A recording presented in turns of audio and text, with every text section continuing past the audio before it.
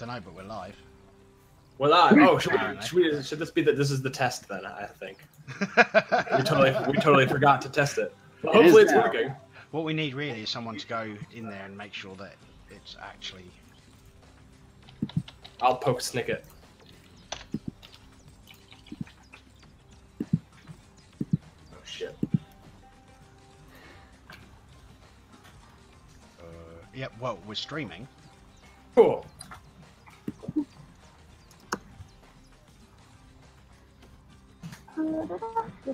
I don't know about volume levels and all that sort of stuff, though. It should be good because I think we should be all right. It should be good because it's all based off of me running my games. I need to turn my phone. Oh, sweet. Snicket's already in. I think so. I think we are good. We are good to go.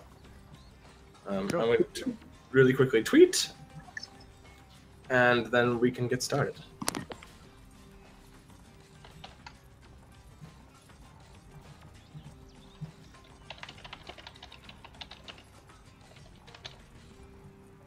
I'm just getting ready to retweet.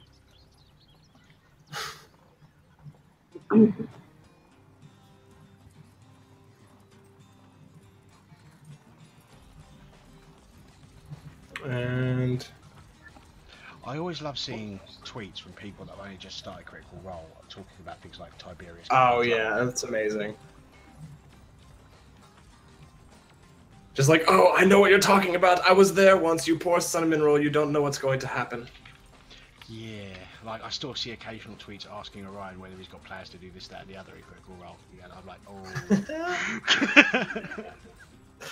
Oh, you poor sweet summer child. Awkward.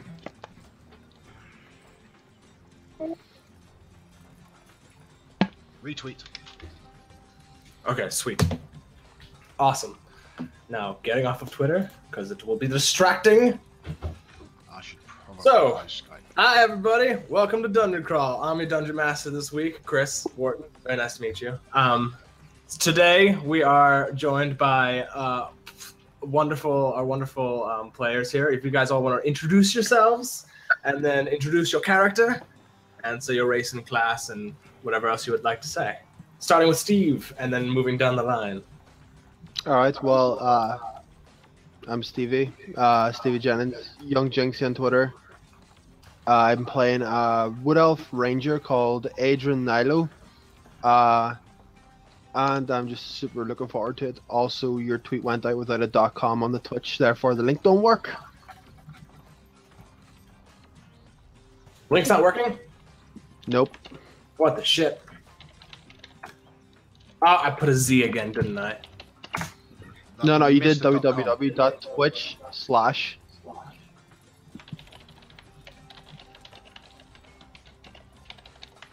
I do this stuff all the time.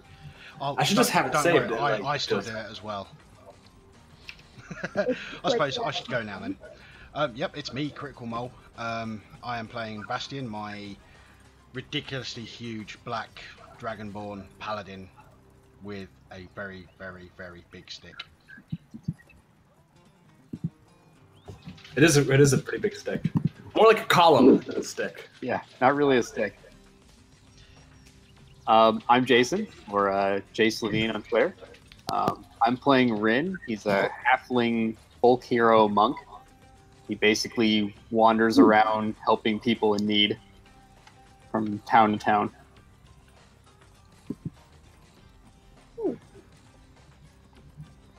Sorry, I'm having trouble with my computer right now.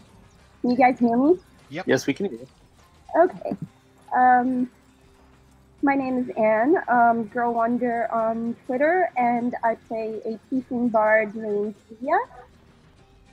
And yeah, this is going to be really fun.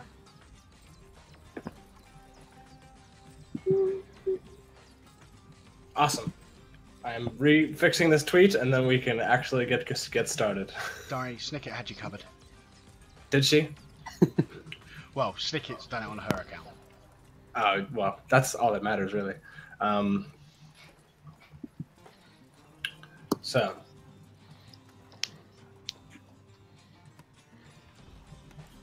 And we are good. Bam! Okay, awesome. So, You guys have been traveling together for some time. A few weeks ago, about 2 weeks ago, you got a contact from a very roguish man who went by the name of Ghent, and he asked you to meet him in the Dewlands, which is north of the Fedwin Plains, towards the very base of the Lalandir River, asking about potentially helping him achieve a magical artifact so that he could procure it. And he was offered you 10,000 gold, not each, collectively, to go into some ruins to retrieve this item. He asked you to meet him in the Dewlands to kind of go over and get more information about the ruins before you guys set off. So you've been traveling through the grasslands for some time, and they're green rolling hills and wispy grass, and the wind is it's not hot, but it's dry. So like it's very, when it goes, it kind of goes through you and sucks the moisture out of your skin. So you're finding yourself having to like stop to find water more often than you would like. So your trip is taking a little longer than you had originally anticipated. But with your ranger, with Adran, you're pretty still. So actually you have a paladin who can cast many things as well to help you through your journey. So about, I'd say like halfway through your journey, about halfway to the midpoint in between the plains, and it's pretty expansive. You can see like to the point like where you can almost see the curvature of the earth, like how far out like these plains are and how massive and gigantic that they are. It's about midway through your journey that you notice that your horses start acting a little weird. Their ears like kind of twitch back and forth, and they kind of grunt and makes like nervous whinny sounds. And you're kind of starting to notice this, and I totally forgot to grab my dice, but that's okay. I'll grab them when I need them. And around you, like the grass is probably like, I'd say like 3 to 4 feet tall, and the like deeper places it's definitely like around 4 feet tall. And as you're walking, what's everybody's passive perception? 19. 15. 13. 23. Yeah. So damn, your ranger. As you guys are kind of traversing, and in your ranger's kind of leading you guys, Adran, you can hear like there's the wispy sounds of the wind through the grass, but then you start to hear something else, something more like something pushing through the grass. It's still like that wispy sound, but you can kind of catch the distinguish that it's, instead of a wind, it's something sleek, kind of slowly crawling its way through the grass, and you start hearing it more and more. Any idea on distance? Can I make any sort of guess Probably as to the direction? If you want to make an active perception, Yeah, sure. do that. Yeah, why not? What could possibly go wrong? Everything. If we had our portable trees, that would have been a crit. Portable trees would be great. There's a tree. There's one. I mean, that's pretty good. So you can kind of tell, like, after he kind of like, your ranger pauses and kind of like signals to the sound, you all start to hear it. Adran, you think they're maybe like somewhere from between 30 and 60 feet out.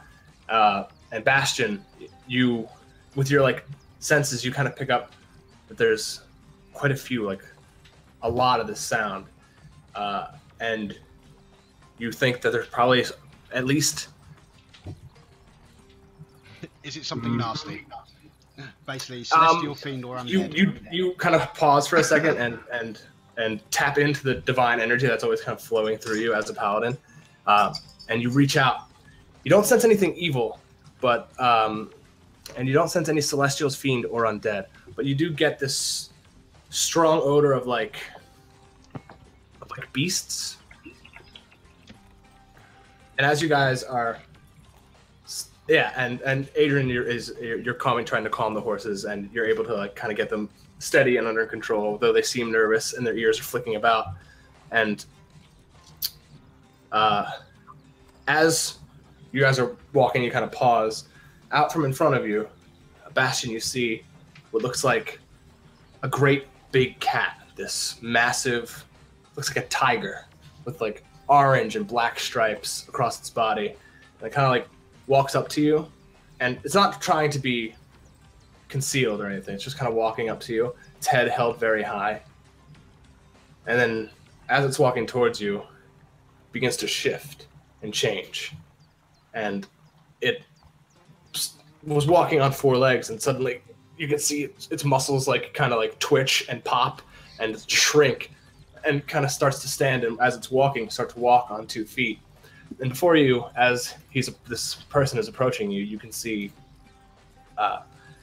he's around 6 feet tall, almond-shaped eyes with bright green like cat eyes, and a thick orange beard that kind of sprouts from his jawline. And he's wearing a tunic, a white tunic, and just black pants. And he pauses in front of you all. I kind of lost everybody here for a second. Hold on.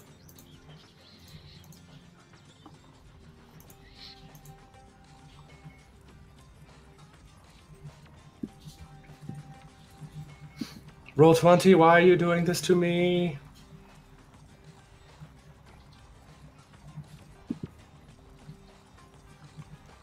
It's always when we start the game it starts happening. Yeah. Okay, cool. Now I can see you guys. Perfect. All right. So, as I was saying, this this man approaches you, and he's like a good 60 feet away from you, and he kind of non-threateningly stands before you and kind of bows his head a little. And then from around the grass, you see more men who look similar to him, dressed similarly with the same like orange kind of hair. And there are about 6 of them, and they're all holding bows, but none of them have them knocked or anything. They're just kind of standing there. And from 60 feet away, this man says to you, "Are you all adventurers?"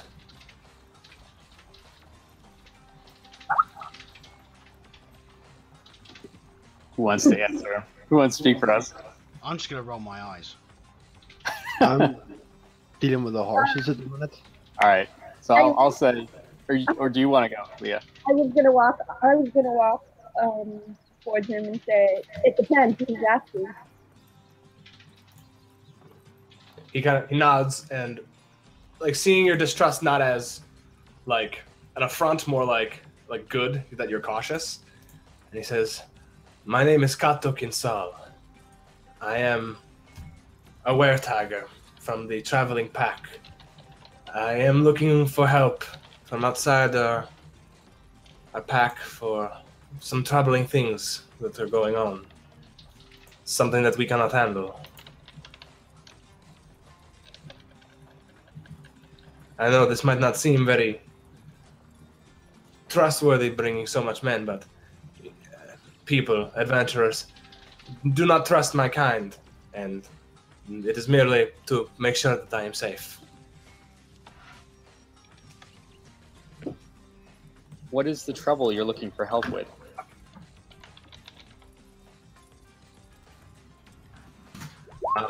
He kind of looks guarded, and you see a pained expression go over his face. Like he doesn't really want to talk about it or even think about it. It would be better if I show you, but essentially, one of our own attacked our leader, my father, and he has taken ill, and he is dying, and we want your help taking down this traitor. I'm looking for signs of deception. Go ahead and roll insight.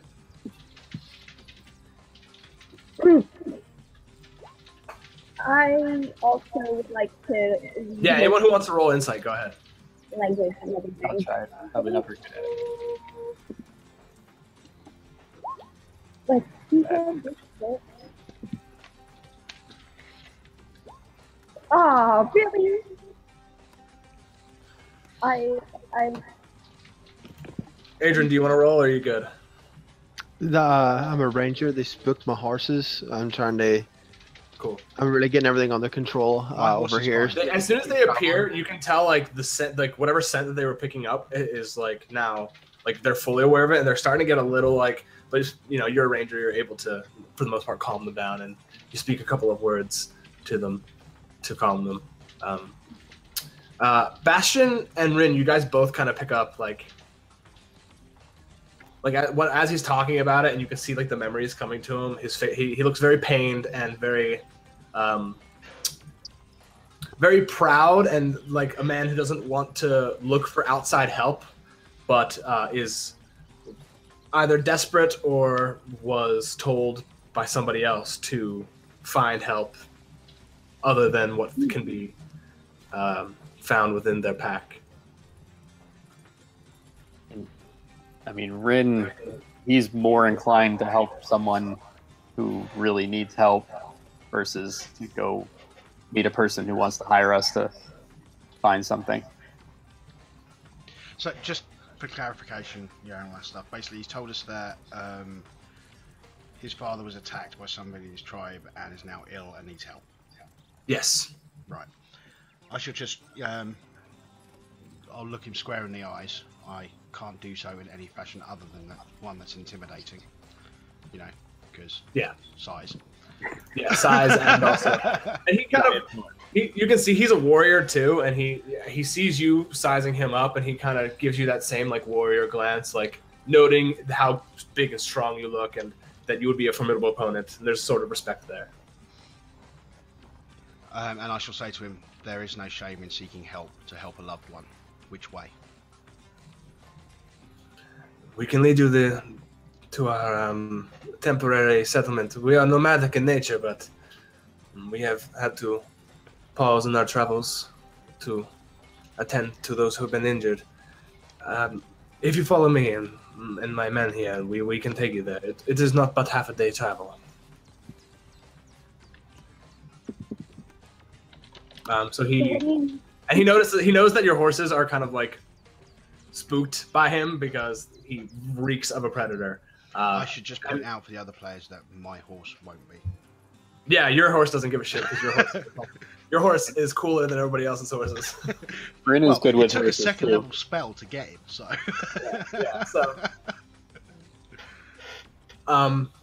So as like quickly as these were-tigers appeared, the rest of them kind of fade away into the grasslands. And you get this feeling that they're kind of like fanning out to, you know, lead you guys and also kind of stay out of your horse's way so as not to spook them and maybe throw you off of your horses. But Kato, he stays in the front and still kind of away from your horses out of respect. And how long have we been together as a group? That's up to you guys. However long you think. Well, basically, I just want to know whether we've been together long enough to get a basic idea of each other's capabilities. Yeah, I mean, to make it simple, I think you guys kind of all understand. You all, you know, you're 9th level adventurers, so you all kind of been around. You probably have encountered other adventurers in your lifetime to kind of know what, like, a ranger or a bard or a monk is capable of. And I'm saying, like, you guys probably have traveled at least done a couple of quests of adventures together, having gotten enough of your name for yourselves to warrant this roguish figure to come looking for you. In which case, while we're traveling, anywhere that I see that I think would make a good ambush point, I will be sure to nod towards and, you know, get Adran's attention. Perfect. Make an investigation while you're traveling. Oh yay! That's possibly my worst possible skill. Oh, you make it? Okay. Actually, I suppose it would be both of us, wouldn't it? Yeah, I mean, if you want to as well, if you're looking for, well, I'm basically looking for spots where I'd possibly set an ambush from. I'm not looking for the ambush itself. Oh, okay, yeah, I see what you're saying. If you want to make it more like a, so if anything, I suppose it'd be him doing investigation with my aid. Yeah, totally. So yeah, go ahead and roll with advantage. All right, let's see. Yeah. So, you, for the most part, like, it's pretty flat, but there are hills that kind of roll through here, and like where the hills kind of come to join a valley, you know that if you kind of like swing around, you can like go into these little valleys, and then you're able to like, you can crawl up to the top of these hills and basically use them as a way to like stealth around people and flank so that they can't see you approaching. And that's kind of the biggest advantage to cover that you have out here. There aren't a lot of trees. They're kind of like scattered here and there, but for the most part, it's just kind of rolling hills. So it's mostly, there's not like cover, it's mostly using the landscape to get the cover. So yeah, but you guys are traveling, and as you're traveling, Kato starts talking about. He says, there are those in our culture and part of our race as Lycans who are, for lack of a better term, cursed. And long ago, one of the ancestors of our race did something unspeakable, and we were cursed to these forms to be from beasts to man for a painful transformation. And since then, the bloodline has been diluted, but there are still those who have the curse of Lyceal. And he kind of explains like that Lyceal was like the kind of the father of all beasts long ago, before elves, before humans, before dwarves were even a part of this continent. The ancients, he calls them. They were companions with the beasts, and through some great calamity, he's not sure what, the beasts kind of turned, and their leader was cursed by the ancient goods to suffer these horrific, painful transformations that take away their bestial powers and kind of turn them into man. And that's kind of the mythos of surrounding like Lycans in this culture. That's what they kind of believe. And he tells you that that some of these men are known as Dwin Balits. They are cursed ones with the touch to suck away your life energy, or what connects us all to the nature, to beasts. And we think that's what happened. I don't want to get too much into it because my father knows much more. And you know, it takes with him leading you. He kind of goes in a zigzag pattern while you guys were kind of trekking across like just a straight path towards where the Dulans were. He seems to be like weaving in and out, kind of finding the best like least resistance. You guys are making good time. So as the sun is starting to like dip lower in the horizon, you can see in front of you, once you kind of crest the hill, this little valley gathered. And it's like this little, it's almost like a cauldron, like every side of the hills kind of like descend into it. And it's kind of like hidden away almost in the landscape. And there's just a few actually here. Bam. You see a bunch of just like hastily thrown together tents, some with smoke rising through the hatch. And you can see in the center of all of these tents, there's probably maybe like a dozen tents. It's not, the pack isn't too massive.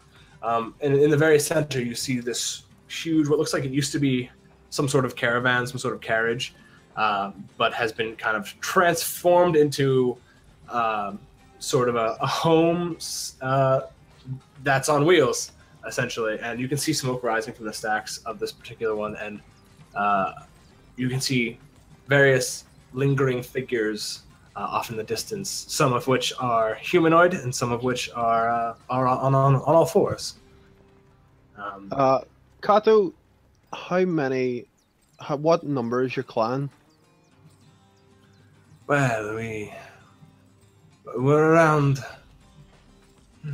45 or so, but since the incident a few weeks ago, we're down to maybe 38. There were...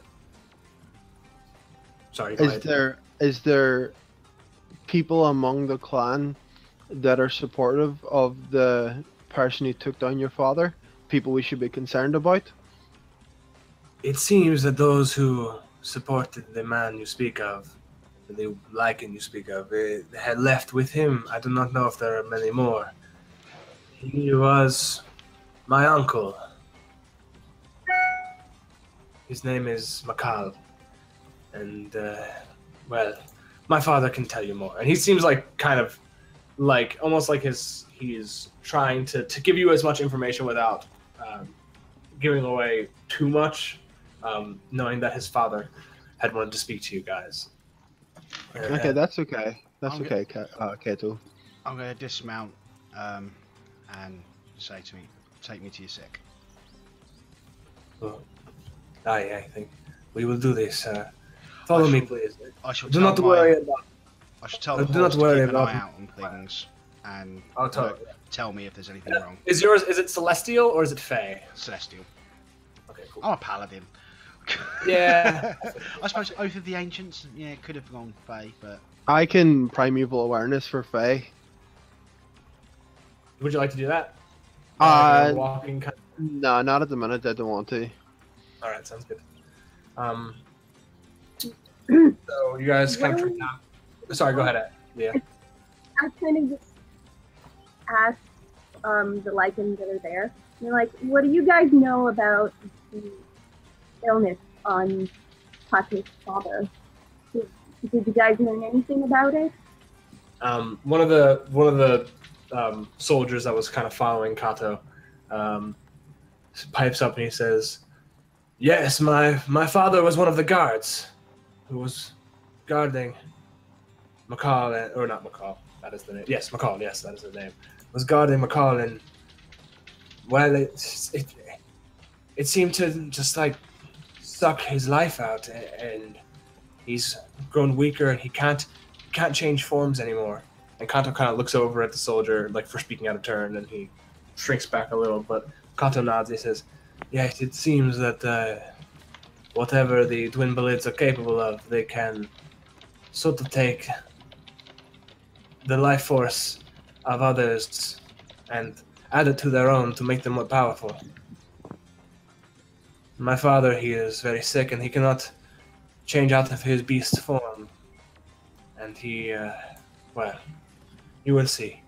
And by this point, you guys kind of made it towards the edge of the camp, and Kato tells you that you don't have to worry about the clan. That everyone is aware that you are all here and you are under his protection as the pack leader's son, and that nobody's going to mess with you. You kind of weave your way in and out of these tents, and they're not set up in any particular order. It basically looks like people are just like, "I'm fucking here" is good enough, I guess. And you kind of get some weird looks, but for the most part, everyone just kind of keeps to themselves, eyeing their. Some are playing poker, and some of them are. You see a couple of pups who are like little were pups who are kind of digging into a carcass and fighting over it a little. Oh, that's cute. And you kind of weave your way through these until there's a good circle of grass around this huge carriage where you kind of gather. This is where the pack leader stays, and Kato kind of pushes his way to the front, and he climbs up these stairs to the front of the carriage where there's an oaken door, and he knocks on it, and it opens. And you see a woman with like really short, bristly hair, and she's got these little tusks kind of poking out of her teeth, and her skin is this palish green. She's half orc looking, and she kind of notices Kato and notices you behind him, and she says, "I still don't think this is a good idea, Kato. We don't need outsiders." And he kind of looks at her. "Sorry, my dear, but it is father's orders."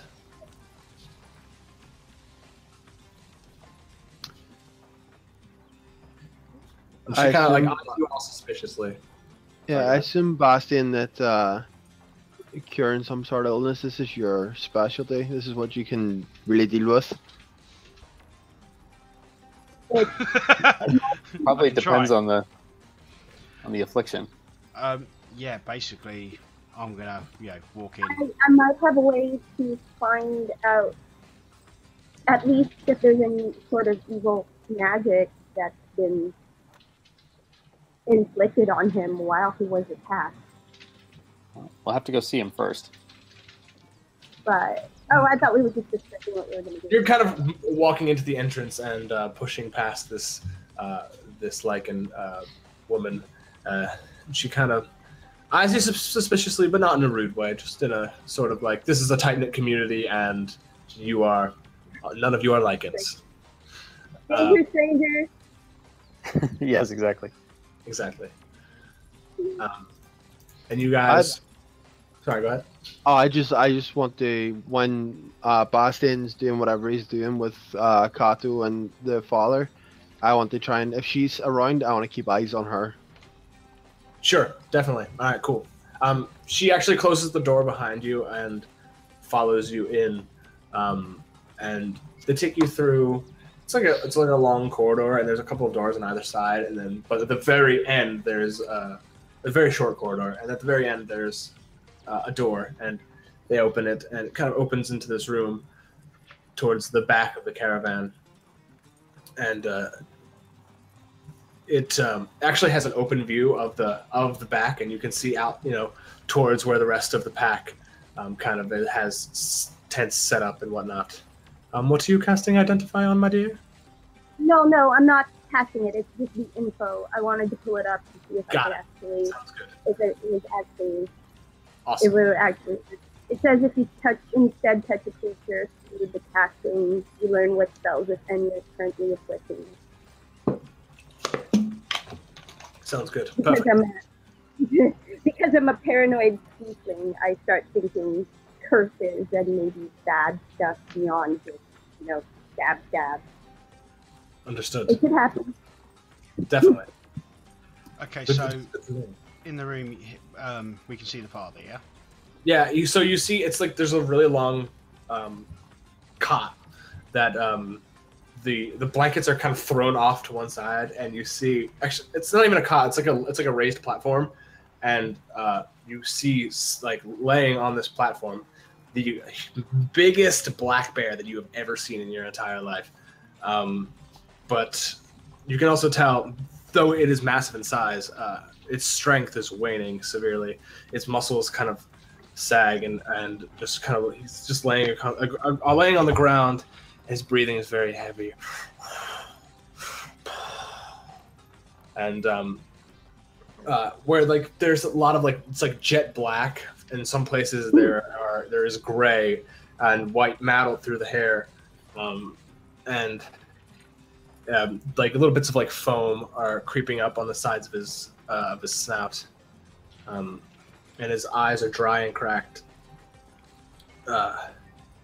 And when you enter, it kind of like raises his head, and Kato goes forward and says, "Father, do not, please." And he kind of like shrugs him off and like proudly sits up. That you can see he's wavering a little bit. He kind of pushes through with a sudden like the weakness that he feels to address the people who have come to him. And you all hear in common, "Welcome to my abode. Thank you for coming on such short notice." Kato. Give a boy. He bows to you. "Kato, what have you told them of our plight?" And Kato steps forward and he says, I told them very little, Father, like you asked. I told them about our uncle, or my uncle, and that you were attacked, but nothing more. And he nods his great bare head. And Adran, you can see that the woman kind of like sidles around the room to just kind of stand there. Like she's almost like his attendant or something, or like the midwife meant to watch over him while he's ill. And he says, "Yes, it is true. My brother, Makal, when we were young, he was a proud warrior, and meant to be pack leader after me. But one day he was wrestling with one of our brothers, and he accidentally caught him with his claws. Since then, my brother slowly faded, stuck in his human form, and he eventually died. And that is when we knew that McCall was Dwin Balid. Now, it is said in our pact that we are meant to kill the Dwin Balid if they are made known to us, for they are the curse that haunts our people, but he is my brother, and I was foolish. I let him live, though caged. I did not have the heart to kill him. Now I see that this was a mistake. And I know you guys, when you were walked in, you had taken note of one of the like additions, like one of the rooms to this was actually barred, and didn't look like it was a traditionally like part of this carriage. It looks like it was put in place afterwards, but it was open and there was nothing inside. At this point, I'm going to raise my hands because, with all due respect, your story can wait. Let me do what I can to make you more comfortable. If you'll allow it, I could check to see if you're afflicted by any sort of magical curse or other ill effects. I do not understand the magics of those who are not in my clan, but if you think it would help, I will allow you this, tiny bard lady. I'll let Leah go first. And as you as well, Paladin, if you know of some way to heal me, I would greatly appreciate it, and you will be rewarded richly. I'm going to do the 10-minute ritual and just like hold his paw, I guess, and like just focus. As you like hold your hand out to, touch him, he puts a paw in your hand, and it's like heavy. Like you're like, oh my god! And the pads are really soft, like softer than you would expect. But it is a very massive. It covers your hand and almost like 3 times the size of your hand. Okay. But he's very gentle, and do whatever magics you must, please. So I think given it's going to take 10 minutes. Focusing and trying to. So you're casting Identify? Yes, I'm going to do the 10-minute ritual. Technically 11 minutes, I think. So you cast Identify, and you kind of like pool the magic in you and hum a little tune. And as it kind of flows from your fingers and into his paw, it's kind of weird. Like the transformation that you gather that the transformation between like the beast and hybrid form is magical in nature, but it's also partially natural. And there's something stopping this transformation, like basically keeping him in his beast form. And there is, as far as the disease, you don't sense like any sort of magic that's making him diseased or anything like that. It's mostly the magic is mostly in the fact that he's being held in this like kind of stasis place between being able to transform. And it doesn't have like a particular school of magic or anything more I could learn about it. It's weird because it's not like a spell. There's magic in it, but it's also you gather it's more like of a natural ability. Like you heard them talk about this curse, and it seems almost like there's something instilled within the specific people, this Dwin Balid, whatever that might mean, that is kind of part natural, part magic. Okay. I'll just concentrate for 10 minutes, however long that is, and then report my findings. As you let go, he puts his paw down with a shh, And he says, Paladin, if you have something, the pain is great, and I do not think I have much longer. Well, I'm not sure if it will work, but I'll do my best. I place my hand on him and can't use lay on hands. How many are you going to expend? Okay, I'm going to give him 15 actual hit points and then try a poison and a disease. Okay, cool. That's 25. Charisma is your spellcasting modifier, right? Yes. Roll a charisma check, please. So I was just quickly adjusting my lay on hands. Yes. Charisma check. Sorry, it's been a while since I've used these sheets, so... Oh, Jesus. I couldn't inspire him. Oh, yeah, there you go. Nice. You did well. Oh, played it. So you step up to him, and you kind of place your hand on his shoulder, and he very proudly stands. But you can feel like the muscle quivering underneath your hand, and you can tell that he is very, and he's feverish, very hot to the touch. And you place your hands on him, and summoning up your divine light, you kind of push it into his form, and you can feel the divine energy kind of enter his muscles and kind of spread out through his form. And you can feel this like lingering darkness throughout his physique, throughout his muscles, and using the kind of divine light to clear away all this darkness. You kind of find in the very core of where his being is, you feel there's this like connection between his man like tendencies, his like the part of him that is man and the part of him that is beast, and it's been siphoned off, and there's this darkness there, and you can feel that this is like the very center of the disease and what is slowly like sapping this poor man's life force, and you kind of grasp onto it, and you push with all of your divine might, and you can kind of feel it unknot, and then vanish, and you pull away, kind of come out of this like state of concentration, and he takes this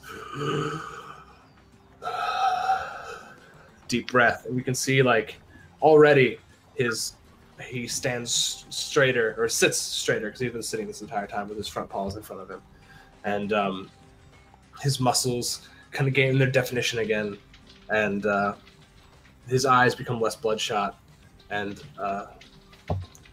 he like moves his head around, and then starts to shift, and it like flickers for a second, and then he slowly begins to grow, and then before you see a man who is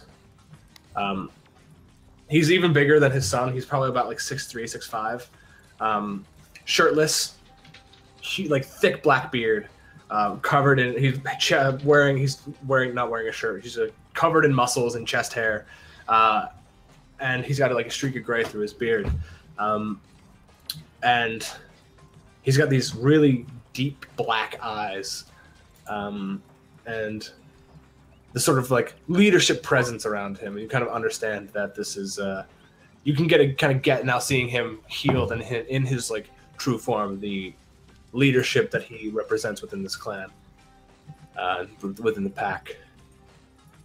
And he breathes and releases.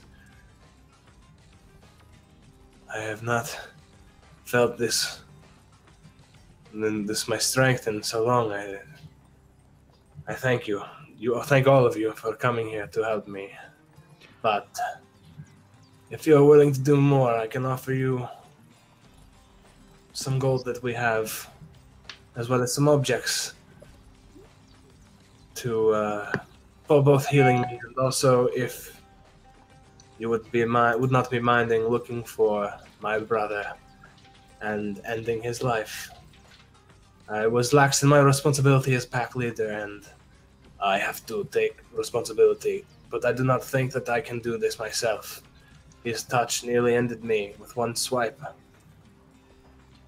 So I ask you adventurers, if you wouldn't mind helping an old pack leader regain some honor. All this stuff about the cursed ones and all that sort of stuff, is there any way that I know anything about that?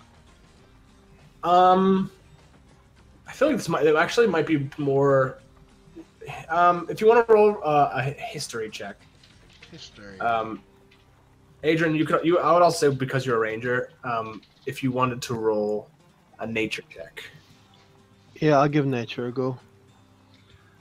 You think back, and there are things like this, and both of you kind of like trying to like remember, like think of anything you've encountered like this.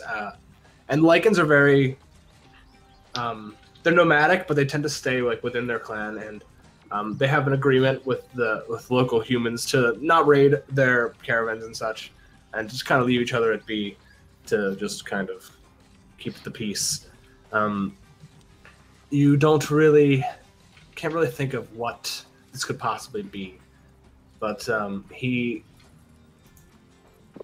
if you ask him about it, he might have more information. Well, no, it's more a case of trying to get a sense of whether we're being told a tall tale or not.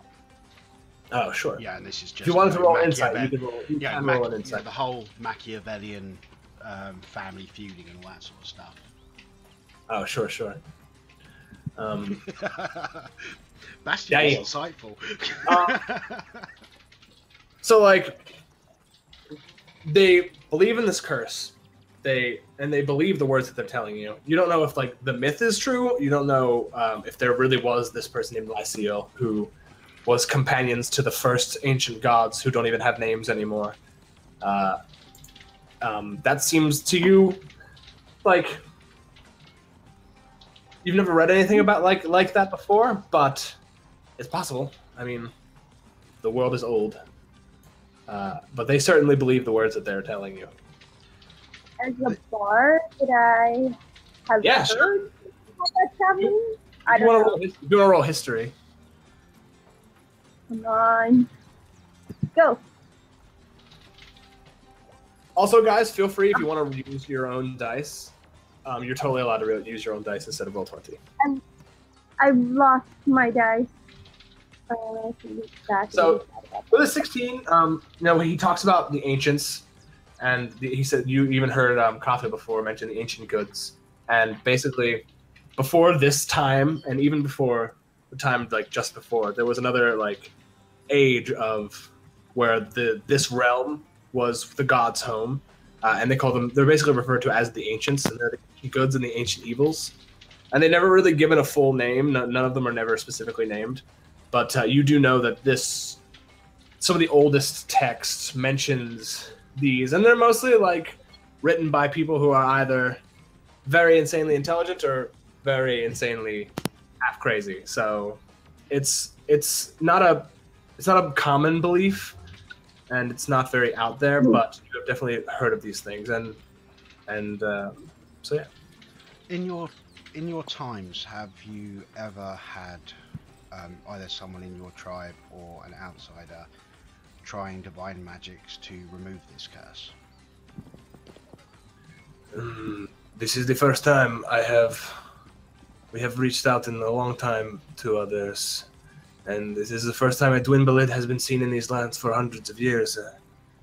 I am unlucky that it was my brother, and that he has a mind to use it against me. Okay. Well, I don't know about my compatriots here, but I, for one, will seek out your brother, and if it's in my power, return him to you as the man you remember, not the beast that he's become. If you can do this, that would be preferable, though. Do not let him get too close. I do not know the effects on those who are not Lycan, but he very well might be able to suck your life force as well. Well, if what he does is anything like how he afflicted you, I'll be fine. Right. Paladin's immune to disease, yo. Yes, they are. Yes, they are. But Which yes, means they can't be poisoned, which means they also can't get drunk. Oh no, they can be poisoned. Oh, they can be? Oh. Yes. It's just disease that they're immune to. I think it's the monks I'm that get the thinking something anti-poison. else. Probably dwarves. Hey, it looks like Rin's fine too. He's immune to being poison and disease. Yeah, I am. But yes, Rin Wow. will speak up also and say that he is with Bastion and will aid the Lycans. Thank you, Tiny Punchman. Tiny. Accurate description. I assume you don't know where he is now. He must have left. He and a few others, they were seen after coming through my tent, through my home here, and they were seen running to the west. I do not know where, but it was only a few days ago, and it has not rained or anything since. You might be able to track them. Kato might even be able to show you to the outskirts where they were seen. A few days old is not going to be a problem. I'll find them. I'll lead you to Bastion. Okay, so we started about midday. How long did it take us to travel here? So it was about half a day. It was a little bit faster because you had Kato with you. So it's getting to evening. So So we're probably better off starting at first light as opposed to trying to track during the night. if you will, he offers you a tent that isn't being used. And I am sorry, I'm so rude. I did not tell you. My name is Burel. I'm Bastion. Adran. Rin. Yeah. It is very nice to meet all of you. I have not met many adventurers in my lifetime, but you all seem like very good people. So Bastion, Rin, yeah, we're gonna rest for the night. Well, I think, tracking at night, it's just asking for trouble, really. Yeah. Well, I'm thinking more. They won't be hunting at night either. If we move through the nights and they move through the days, we'll make up the distance. I'd also like to change my spell list, because I'm thinking remove curse might be an idea. If you need time to prepare, I'm Well, on if the we way. rest overnight, I'll be able to get it in the morning. I mean, the truth is... One more day won't hide them from me. Yeah, well, the truth of the matter is I've got a couple of spells that I've prepared that I have no intention on using, so they're just there to fill up the slots. Yeah, I would like to wait the night because I'm much more effective in the daytime. Whoa, little buddy can't see at night. No, I can't see in the dark. I pull out of my pocket, you need some of these. It's a pair of goggles. That'd be nice, but I don't think I have enough to go around. That's okay. Well, the rest of us can see at night, probably. So it's decided we leave first First thing. light. Okay. Then I'm going to blow some spell slots, casting Cure Wounds onto the leader.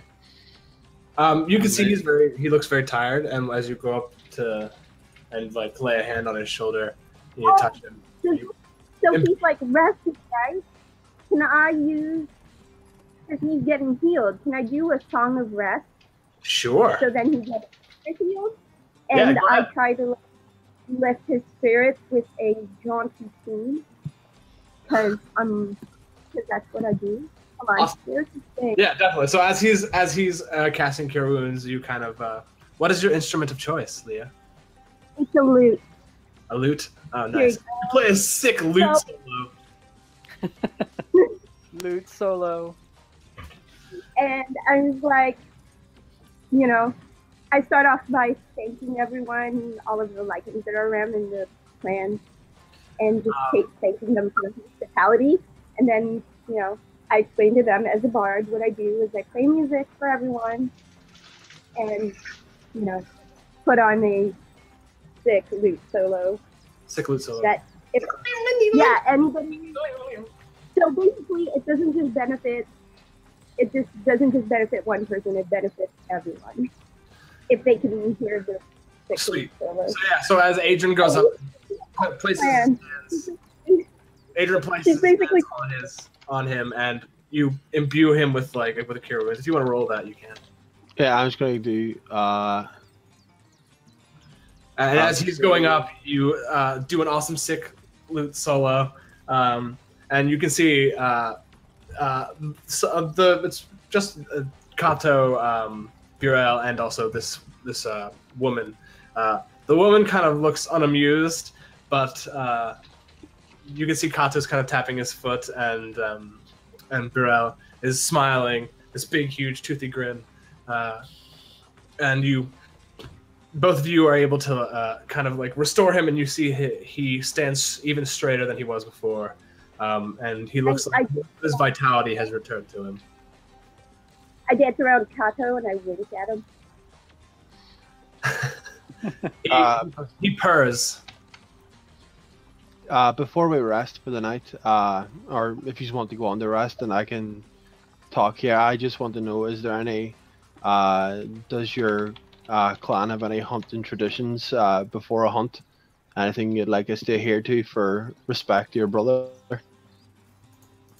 It is very kind of you to think of such things.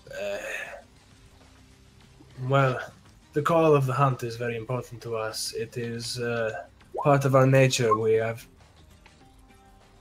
We feel the call to hunt things, and we will generally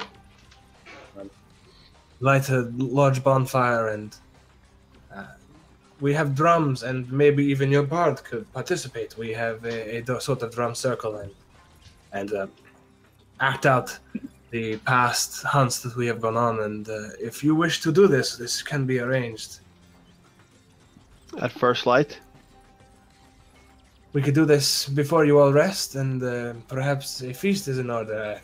I hear they just hunted down some very tasty boar. That Okay. brings attention. I'll be happy to. And it is very appreciated. You'll be the first outsiders to see the call of the hunt for a few hundred years, I think. I finished my solo and I'm like, this is such a cool idea. I love learning how other cultures use instruments. This is great. It is nothing I would as like- impressive as your lute, my dear, but we do have drums that we like to hit upon with great force. I appreciate any sort of instrumental form of storytelling. It will help me to understand your tradition. It would be my honor to lead you in this, as it is my brother, and Makal was a good man once, but I think the curse has changed him, and he has become full of rage and anger, mostly probably due to me locking him up. And you can see, like, there's a lot of regret on his face, like he maybe didn't handle the situation better as well as he could have. Maybe he should have killed his brother, maybe he should have tried to work with this curse.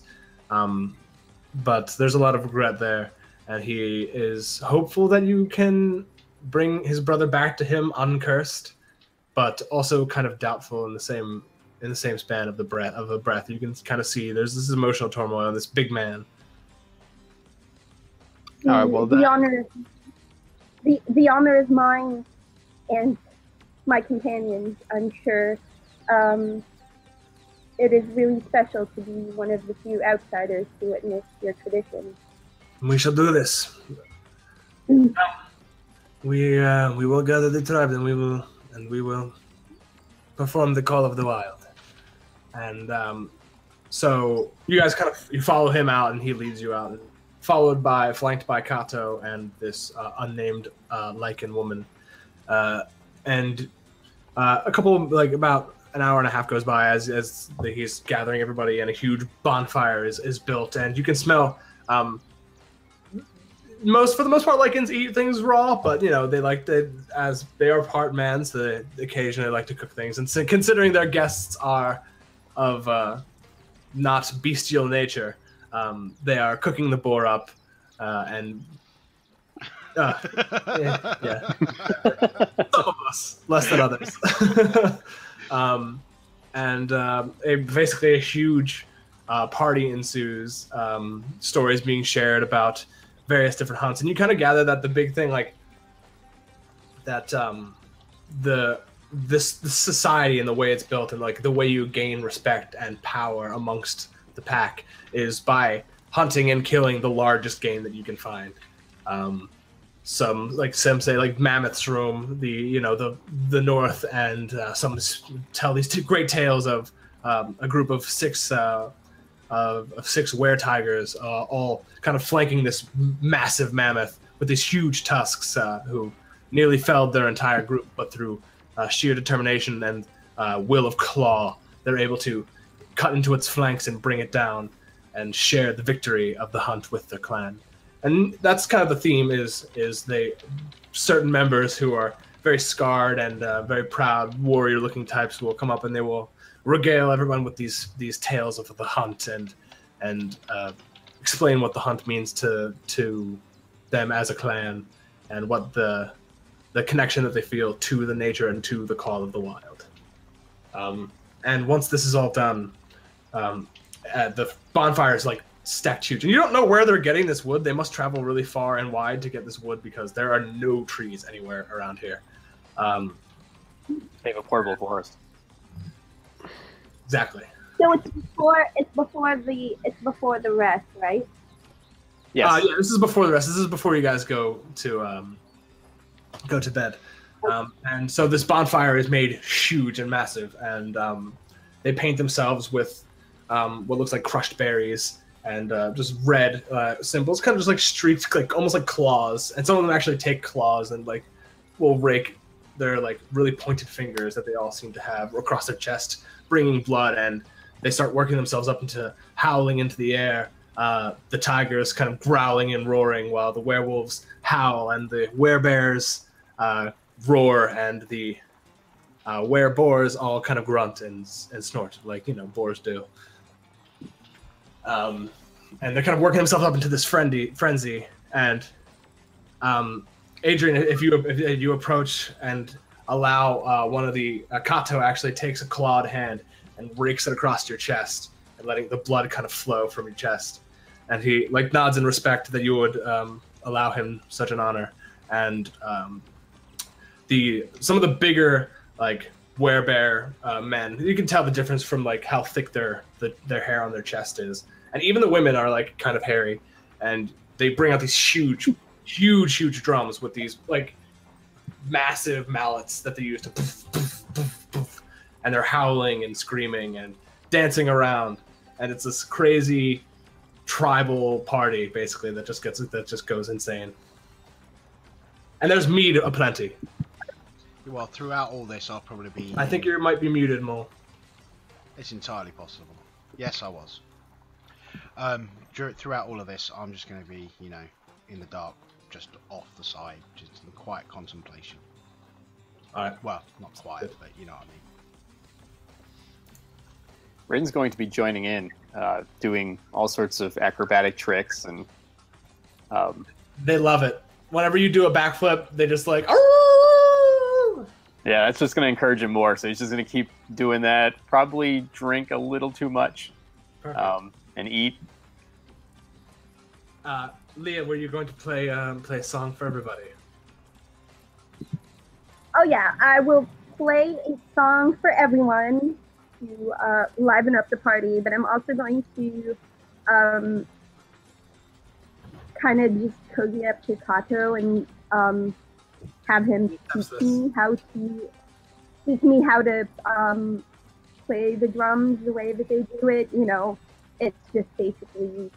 You see that Kato is one of the ones. He's actually one of the ones towards the front as the pack leader's son, and he will gladly show you like the strength that you have to have strength in your shoulder and strength in your forearm to properly hit. And he shows you like the places to hit and how like a lot of times they'll like flip the mallets around and take the wooden sides and kind of like smack the sides,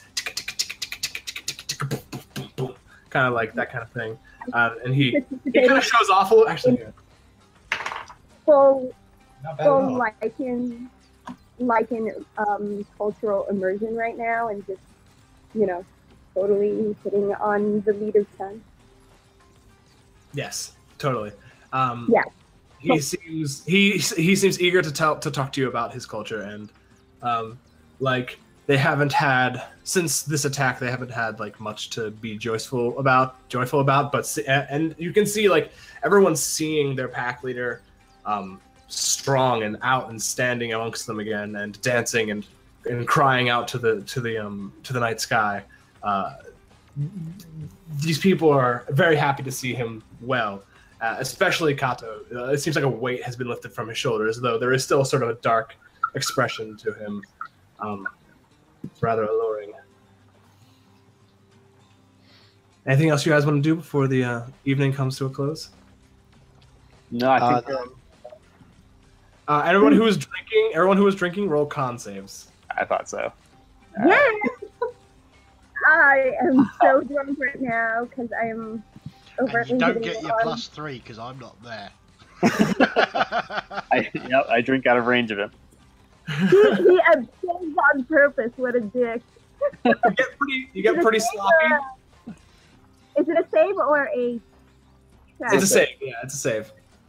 Oh dear God, this is gonna end so terribly for me. Rin, you get really kind of sloppy, and then like some of the other ones are pretty like teetering on their feet, and they're like, "Show us your punching skills," and then you kind of like you start doing backflips and stuff, but it gets a little Yeah, Oh, they look better in my head than. less graceful, definitely. sorry.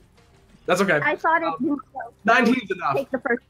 You drink like a bard does. You know, bards play in taverns and they drink a lot, and that's basically the gist of it. So you're like pounding back shot after shot, and all of these and drinking mead and like carousing and having a great time, and all of these like huge dudes. You see that some of them are like puking off to the sides, and you're like totally fine.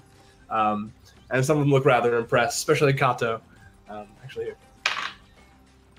Kato is looking a little green around the gills himself. Because they rolled an 8. But he's also probably like super huge, twice my size, so he's fine. Yes. So, is there anything else you guys want to do before you go to sleep? Rin is like half of Leah's size, and Kato's just like her size. Exactly. It's cute. Wish I had some party music. I didn't. I don't think I prepared any party music. So you guys all eventually, later in the evening, find yourselves to a tent that they prepared for you and set aside. And it's towards the outskirts, facing west, where you guys will be traveling. And the moon is very bright in the sky, and you can see this like blue light is kind of cascading over the grass, and it's very still. The wind has kind of died down a little, especially since you're in this like cupped valley. So the wind kind of blows over you, and it seems very just peaceful, though you know somewhere out there lies a cursed Lycan who has some followers with him. Okay, well, before they go to sleep, because I don't want to do it in the morning, I don't want to deal with hangovers, I'm going to cure Rin of his drunkenness. Lay on hands. I wait for him to finish his party and start to go to bed, but then I'm going to lay on hands on him so he doesn't have a hangover. I feel like this has happened before in the time we've been traveling. It's go great to over have to Paladin Rin. around. It's instant hangover cure. Actually, out of interest, go ahead. Sorry. Yep. Oh, I was just gonna go over to Rin and say, hey, I've seen you look better. Did booze go to your head again?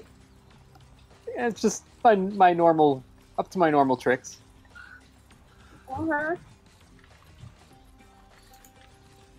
Awesome. So yeah, once you guys, all kind of collect to go to bed, you cure him of his drunkenness, and you feel kind of rush back to your head, and you're like, yes, that's much better now. And you all collectively pass the fuck out, because partying with these folk it's a full body experience. Those of you who were enjoying in the revelries, and those of you who were being like backs off in the corner. I walk away. Is it one of those I hurt in places I didn't know could hurt situation in the morning? Yes, pretty much. Oh. Awesome. So, the next day, you rise around dawn. For the most part, everybody is fairly all right. No hangovers. Because Dawn, you rise? because of one successful con roll, and because Paladin Paladin heals. Always got the Paladin back up.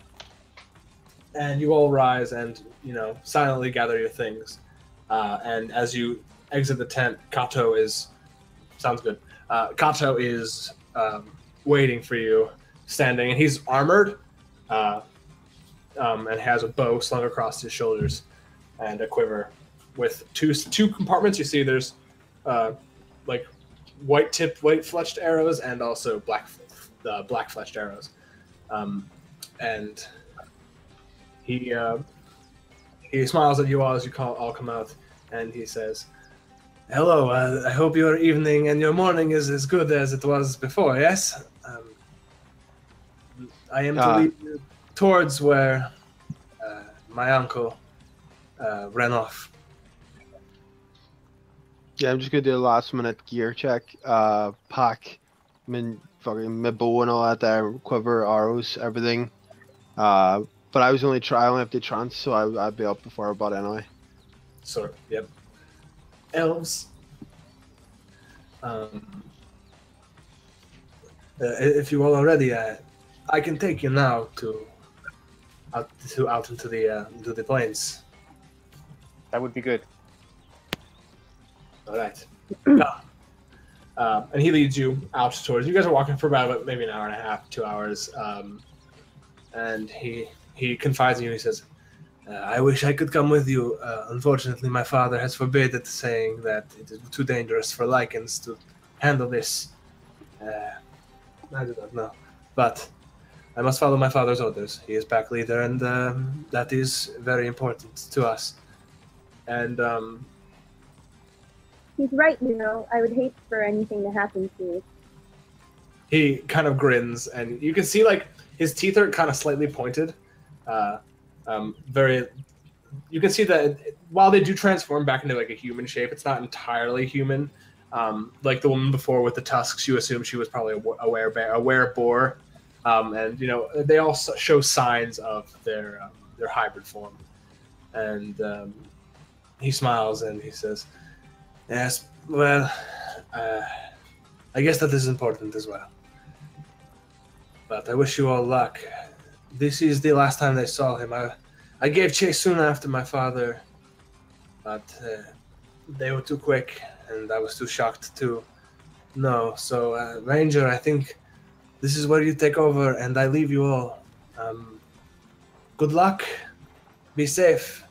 And I lean towards Kato and I say, "Give us a few days. We'll come back for a victory party." And I wink at him and I walk off. walk away. Walk away. He nods and he says, "We will be preparing a feast in your honor, as you say. A few days' time, and when you come back, we will party again. We will have fun. It will be great." I give him a word, Kato. If we can bring back your uncle, cleansed of this curse, Bastion, you think we could try? I have hope. Then we'll try to bring back your uncle, not the beast. But if we can't, then I'll make sure that he's honorably taken care of. It is welcome, and I think my father would appreciate this. We are, it is all about the land and about nature, returning eventually. We all return eventually to nature itself. As long as he is not necessarily buried, but left to lie, so that the land may feast upon him, as well as the carrion. This is good enough for us. My uncle was a kind man, but when the curse took him, and when he first attacked my other uncle, something changed in him. We do not lust for power. That is not what we are about. But I saw something in his eyes that I did not see in many like him. I do not know. I hope you are able to do this, but if you are not, do not put yourselves in unnecessary danger. Okay, Bastion, Run, Leah. It's time to hunt. Let's go. And I want to set us off at double speed, not normal speed. All right, sounds good. Hey, I've so got Celestial Mind down. I don't care. Yeah. You guys all have your horses too, so you can kind of like get down, track for a little bit, see where it goes, and then follow. So go ahead and roll a survival check. I can actually aid him on that because I'm proficient in survival too. All right. So yeah, if you guys both want to, if you want to roll then with advantage. Adrian. All right, yeah, I'll let you roll it. No. That was necessary.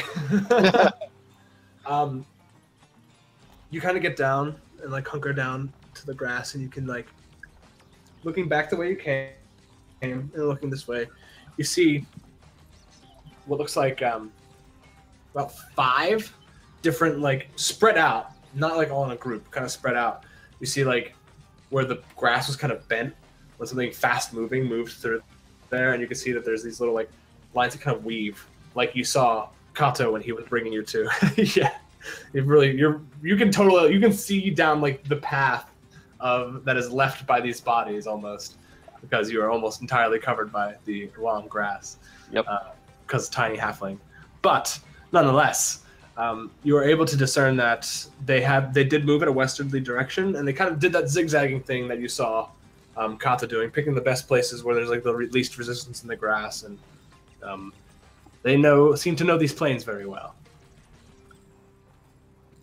So are you guys hopping on your mounts and you are double timing it? Yep. Yes. Well, that's what I want to do while they're the group. I think as long as we have mounts, we should do You'll it. cover a decent amount of ground with horses.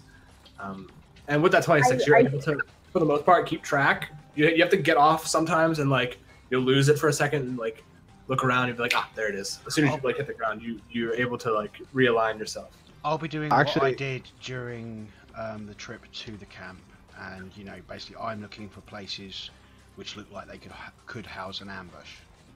Sure, perfect. Before we take off, rickety tick full speed, I'll go take a second and cast Goodberry. Give everyone a Goodberry to eat.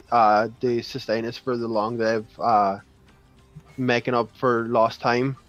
And then if I can, I'm going to try and get the horses to eat, because you can make up to 10, 4 of us. Yeah. They happily eat the good berry, and yeah. If only they were goober berries. I know. I wish. Perfect. I've actually written rules on how to create them. So, as you all are, you see like you're following for a while, and they have a couple days head start on you, and with mounts, they seem to have, when fleeing the camp, they were in their beast form seemingly, because there was the parting in the grass was wider to fit the form of like a 4-legged creature kind of going through the grass. And then you see there's a point where you like entirely lose the trail, and you're like, what the fuck? So you hop off your horse and you look around, and you see that you didn't lose the trail. What happened was it kind of widened or narrowed to what looked like instead like a humanoid form kind of pushing through the grass, much less of the beasts. So you continue following for about the rest of the day, essentially, and you still haven't caught up to them, but you can tell that the tracks are getting fresher, and if you keep pushing, you should be able to catch up to them by probably the afternoon of the next day. Yeah, I'm willing to keep going as like push it as tight to the limit as I can.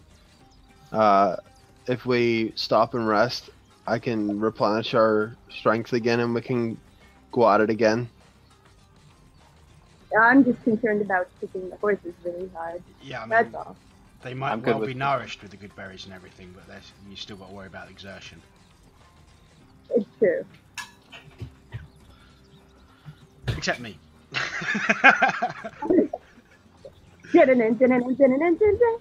No. Kidding. So are you guys resting through the night, or are you? I think we need to rest the horses. Yeah, We'll rest up and set up camp as best we can. All right. Plus, we don't want to go into any encounters to the point of exhaustion or anything. Yeah, just as whatever the limit is for how much I can squeeze out of this hunting party, that's what I will squeeze out of this hunting party. You guys have been traveling together, so you kind of know your limits, and you travel a little bit into the evening, but and kind of gain a couple more, a little bit more ground on them, where you think that you might even hit them before mid-afternoon. So well, dusk is when I would want to stop, because low light is a bad idea. I take some time when we're resting at night, some private time to cast sending, to send a message home. Well, everyone just knows it's Leah's personal time and not to bother her. So you guys, do you guys want to set up a watch? Yeah, I'll do the first 2 hours. And then, I can do the first 4, and then I can rest 4 hours again. I do 3. I'll go second. Yeah. I'll do whatever's required. Yeah. Yeah, I'll go first, whatever the watch is. Perhaps we rotate it so that Rin, you're not on watch dead of night. Maybe fade in light so you can still see. That works. So I can do the last watch when it's getting sun's Towards coming up. Because I can use my goggles to see in the dark, so. Awesome. So first watch, Adran. Second watch, Bastion. Third watch, Rin and Leah. Sure. Yeah. All right. Adran, go ahead and roll a perception check for me.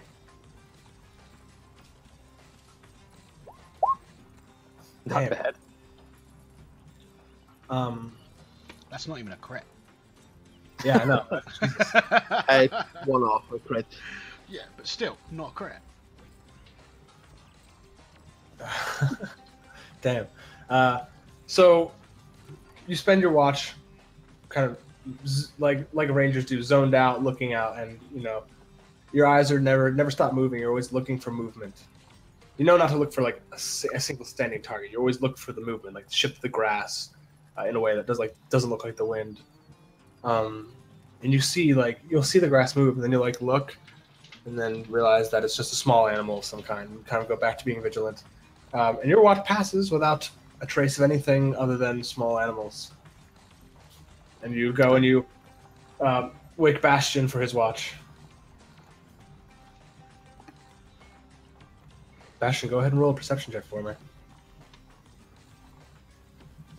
And watch the critical fail. Oh, That's No. not too bad. very good.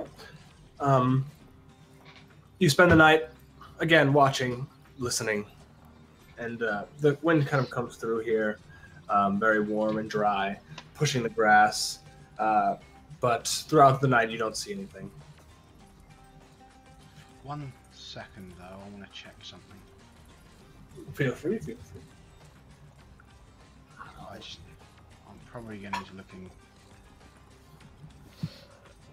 I assume that because we're on the plains, even though I'm an outlander, there's no way I'll be able to source good fresh water, would I? No, you'll be able to find for the most part, there are a lot of creeks and dips because since it's a hill, it's mostly hilly grasslands. It's not straight flat. You're able to find runoff and stuff like that you would you'd be able to drink and whatnot. Then I'm going to make sure the horses get their sort, and then make sure we get our sort. Definitely. Yeah, no, I was just checking whether war horses had any keen senses, but they don't. Because mine can talk, so. Telepathically within a mile. Well, no, it can talk one language commonly with me, full stop. But you got the telepathy on top of that. That's glorious. When I summon it, I pick one of the languages I can speak, and basically it can talk that language. Does he talk to all of us or just you? I'm not sure. I'm pretty sure it just says that it can talk that language. Probably can talk to everybody. Just as we're going along, our horse is like, take the second exit at the next roundabout.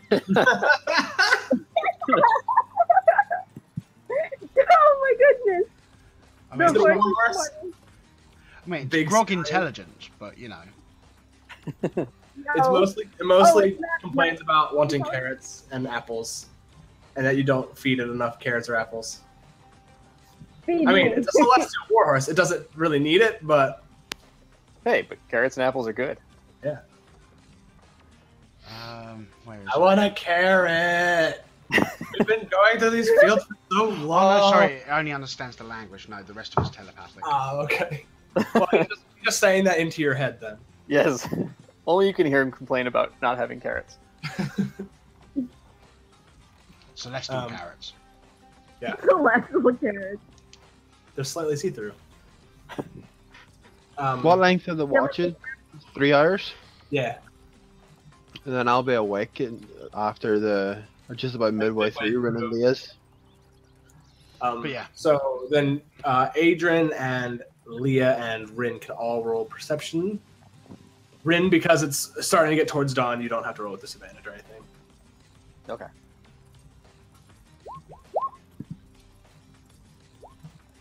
Oh! There's the fail. At least you wasted it where the rest of them rolled a 19. So It's not your watch anyway, so you're off the hook. I'm just waking up, guys. What? You wouldn't believe That's the alright. amount of times I get the crit on the advantage dice when I don't have advantage. I know, it makes me so sad because that's a 29. Rin, you start off your watch and you're kind of like, God damn it, this fucking grass. So you just like find a box or something, sit it down, and you stand up so your head above the grass, and you're just kind of like looking. And as you guys' watch comes to a close, it seems like you're totally fine and nothing has come to bother you. Good.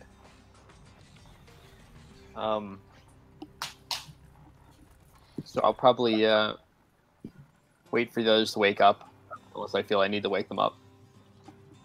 I feel like all of your clocks are your like body clocks are set to wake around pre-dawn ish, as the sun is rising.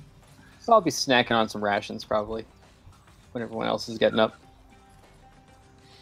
I'll expend first level spell slot for good berries, do up the horses and stuff again, and do up whoever else wants one. Yeah. Yeah, I'll I should take two. Bastion is very hungry. He's a very big dragonborn. No, I said my horse will take two. Oh, your horse. That This isn't celestial carrot, ball. but it's okay. In his mind, he's It hearing. is made "I with would divine really like magic, good so Oh, he eats it up. It's delicious. It's a Wait, magical thing. Rangers is divine, You isn't it? passed it on a carrot instead of a berry. Good carrot. good carrots." Rangers are nature.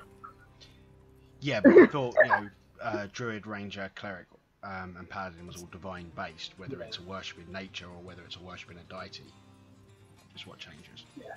So it is of a divine sort of subclass of magic, because arcane comes from like the power of like inside of yourself as well as various other outputs. But yeah, so delicious, divine, good berries, lovely, just as good, if not better, than celestial carrots. And so you guys eat your good berries, and then I assume you want to pick up the trail again. So Yes. you want to do the same situation where here, let's change the scene. Boom, make it nice and pretty. And I'll aid Adran so he has advantage. Once again, roll a perception, or not perception. Roll a survival with advantage. All right. So you guys get on your way, and it starts off fairly easy to follow. You kind of just pick up where you left off the day before.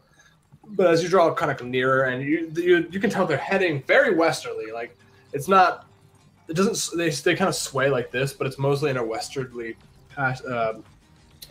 direction. And you notice that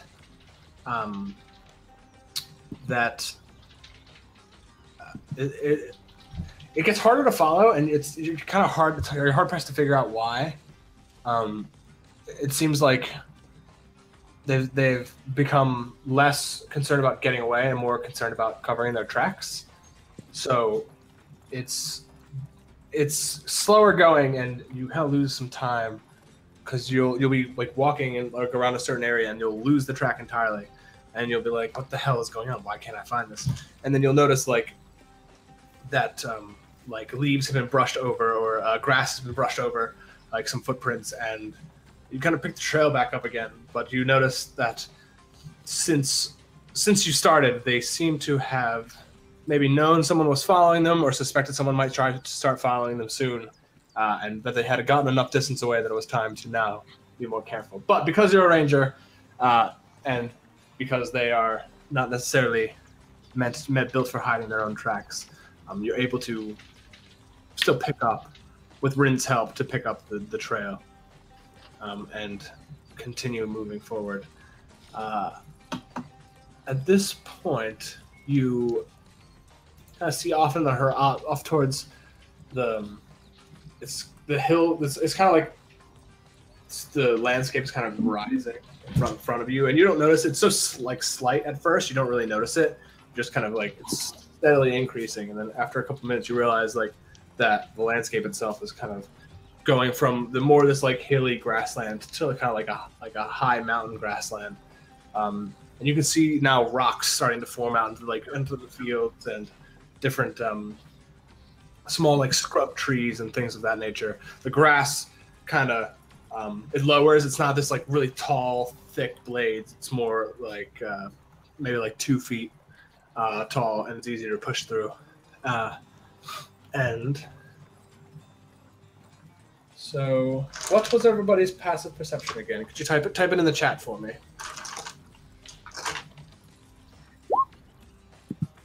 Right.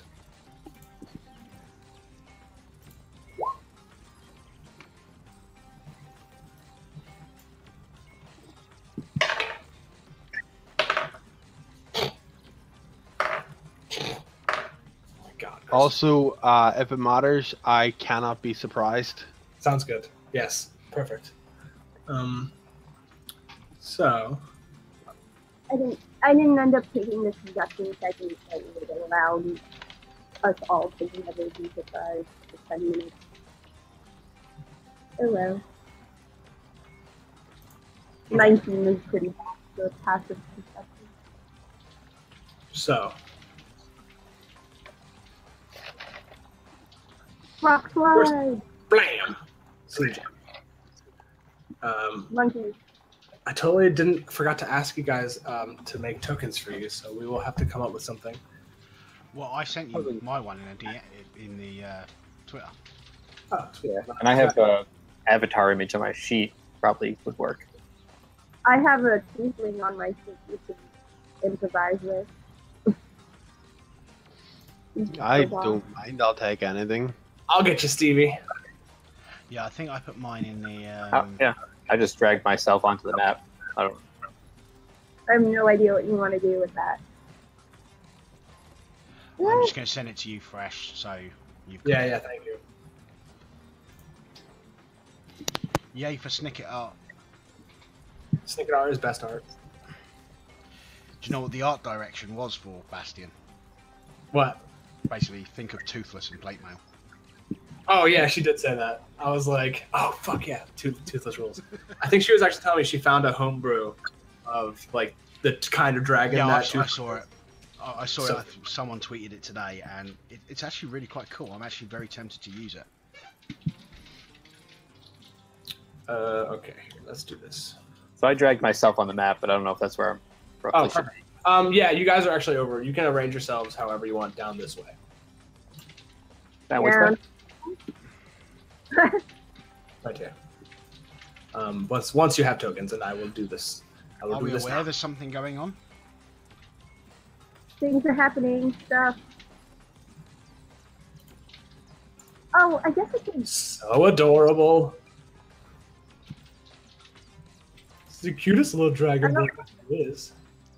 Yeah, it's not really accurately representative of what Bastion actually looks like, because he's a big, scary as hell thing. But yes. The token's just awesome. I love it. Bastion saved. Now I will bring you into the thing.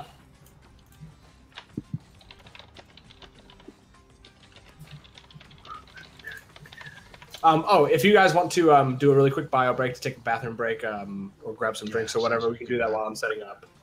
Okay, cool. What I'll do is I'll also mute the audio from. Yeah, sounds good. If we want, yeah, we can put up like a short rest thing. We will come back in about 5 to 10 minutes. Okay. Yes. So you'll see things on screen, but ignore them. Yes, ignore everything.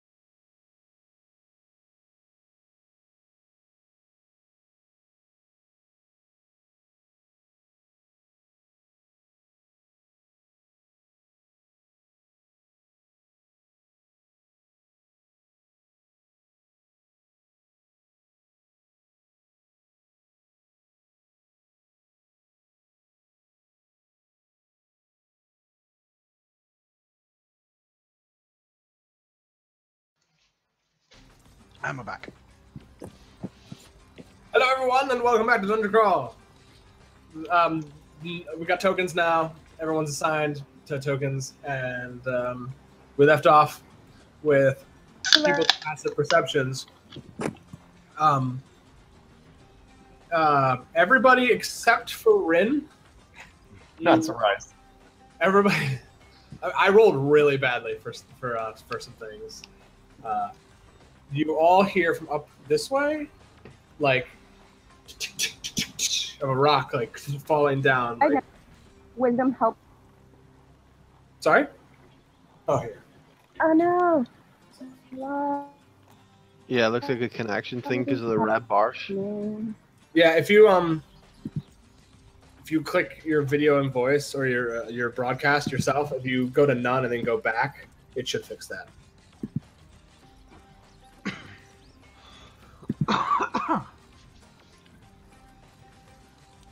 But so yeah, you guys all hear, except for Rin, hear like a rock tink, tink, tink, tink, fall down. This like kind of like raised, like slight cliff. Not cliff. It's only like 6 feet. It's like not really tall, but it's like a big cluster of rocks. Well, the very first thing I do is activate my ring and have the peacemaker on my shoulder. Yeah, So- I have eyes with Bastion, just like, you know, pointing the direction. Yeah, so immediately, like, you got your bow in your hand, all, like, before anyone can even say anything, and then, Bastion, you open your hand, and all of a sudden, this huge column, this greystone column, appears, and this double-handed weapon, badassitude. I pull out my dancing sword and I just hold on to it. And it kind of hums as you hold it. And Rin's just like, what the fuck you got? Why are you guys all taking out weapons? What? Check that. Guys, look at this cloud. It looks like an elephant. What are you guys doing? I don't know what you're talking about. He already armed himself before we did. He's a monk after all. I poke Rin and I'm like, hey, pay attention, shrimp. What's going on? Rocks falling. Where? I point in the direction the rocks fell. Well, I'm gonna use Divine Sense just in case these cursed ones show up as anything different. Probably not. Now's the time that I'm going to use Primeval Awareness for Aberration, Celestial, Dragon, Elemental, Fae, Fiend, Undead. Cool. So you start concentrating on it, and that takes like a minute, I think. I can hear a little bit of an echo from coming from me. It's probably from me, sorry. That's okay. It has, oh yeah, that's very distracting. But yes, so you start concentrating on that, like thinking very hard. Bastion, you kind of tap into your senses, expanding your consciousness 60 feet outward, and you can like, at first there's nothing, and you kind of sleep along the grass, and you're like concentrating. And then once you get past that rock outcropping, you like get this like sharp metallic like scent all of a sudden fills your nose, and you kind of have to like shake your head a little to kind of like, it kind of clears your sinuses a little, and you get a sense of it's definitely evil, and it's also like a sense of corruption, like a corrupted evil, and you can just kind of like, and it's coming from like right here. Wait, hold on, wait. Right here. Okay. But as you guys all kind of pause, you see, hold on.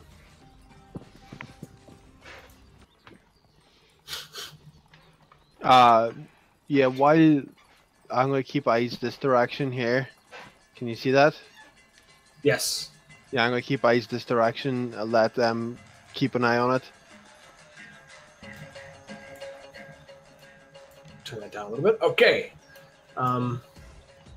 You all, like, kind of like now being aware that there's some presence here. You all kind of stop and ready yourselves. and from out behind the rock cropping, you see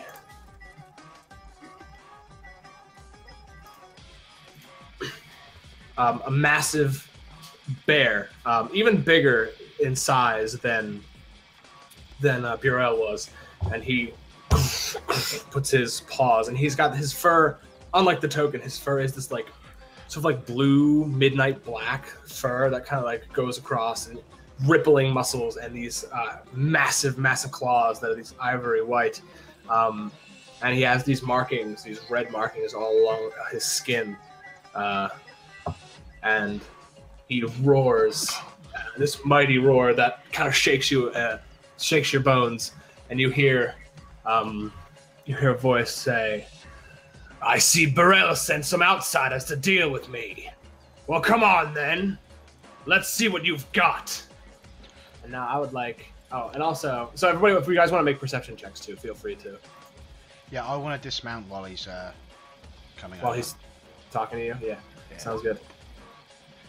With that, Perception. Now I notice things. you're all able to see, kind of peeking out from behind cover, you can see a series of... You see 2 were-tigers and 2 werewolves. And the were-tigers are in their humanoid form, and they both have arrows knocked and pointed at you.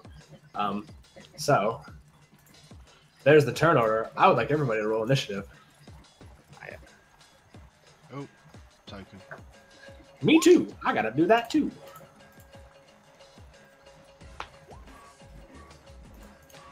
That legitimately is so disappointing that I rolled a 12. Because that's a 3.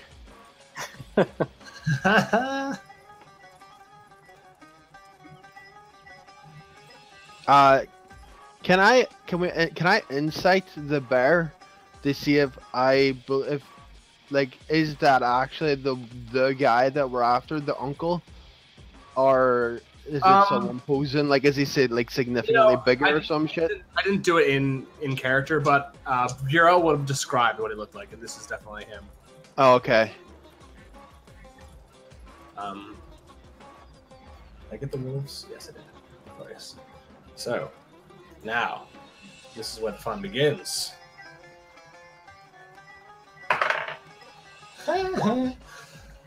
Stupid werebear. Oh my god. That one sounded bad. Well, I do a lot better than I normally do when I play D&D. To be Well, fair, I mean, normally you're not playing Binky. yeah, normally I'm playing Binky, who has got a dex modifier of -3, so That would do it. That's funny. he's got an AC of like 23, but you know, and that's without magic.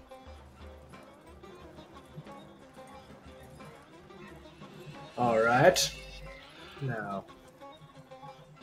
The bear's mine. So, what is your dex, Rin? I'm assuming it's higher than these.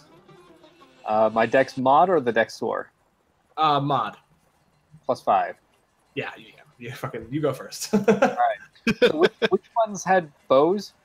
The were-tigers. The Okay, ones that those are tie with you. The ones that actually have swords in their hands in the token, they actually have bows. It's Okay. sword bows. Yeah. And the ridge is that... It's only like 6 feet. You're a monk. You could easily... Okay. Yeah, I can actually run up vertical surfaces. Yeah, so you can run up it with your tiny little legs. All right.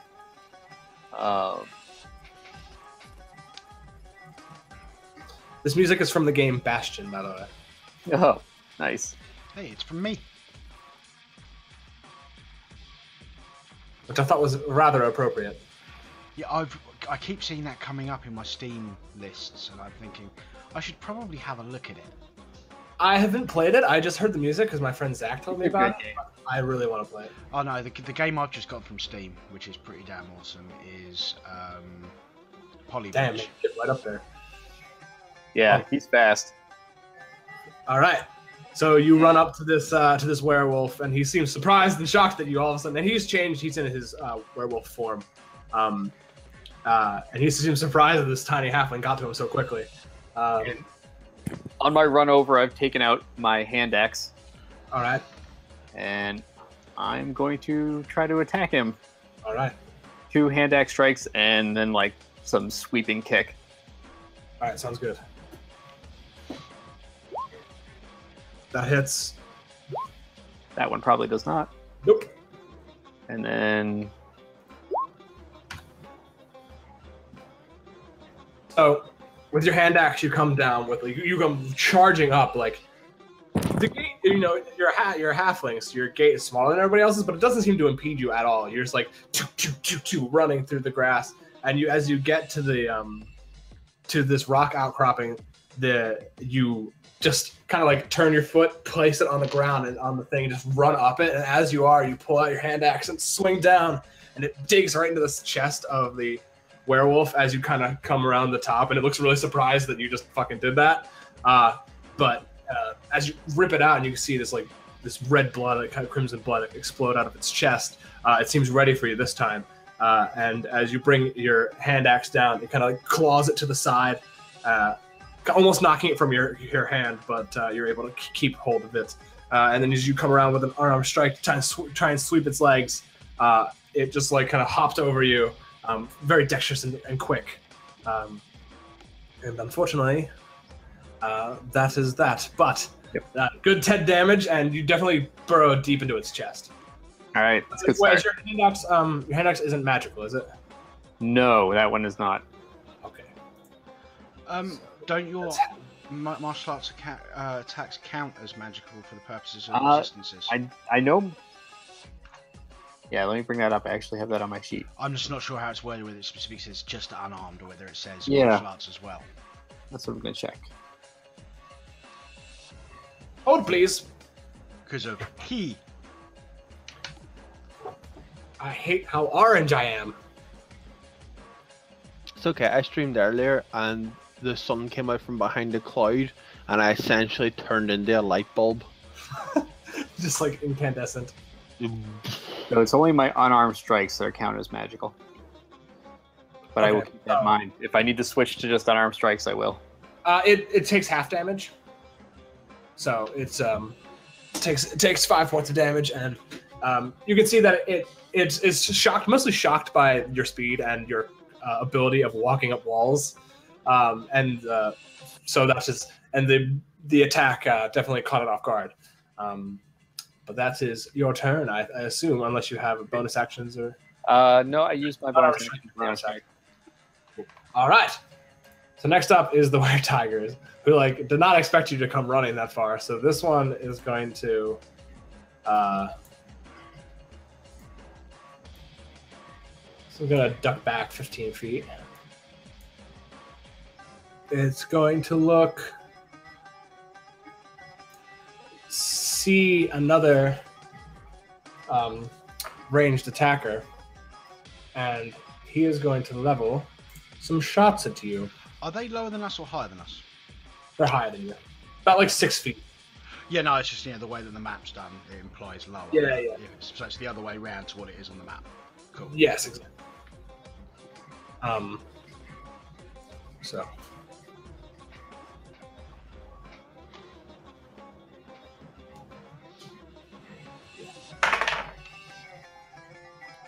Okay. So I'm sure 12 doesn't hit you. Who is Me? it? Yeah, Adran. No, 12 doesn't hit. And let me just check this. 18. Go ahead. That depends purely on how this class works. An 18 does hit because the first one didn't hit. Okay. I've got multi-attack defense, so whenever a creature hits me with an attack, I gain +4 AC against all subsequent attacks. Yeah, but it didn't hit, so. All right. So an 18 hits. Yes. And you can see when you notice, Kato had a quiver that has 2 separate compartments for two different kinds of arrows.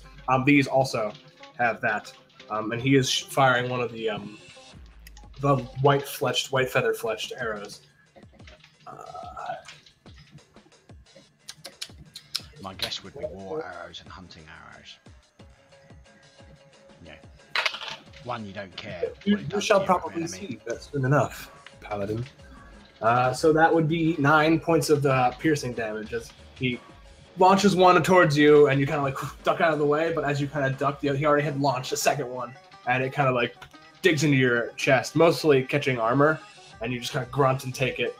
And so that's that Were Tiger's turn. This one, kind of pivot around here, look towards the monk, and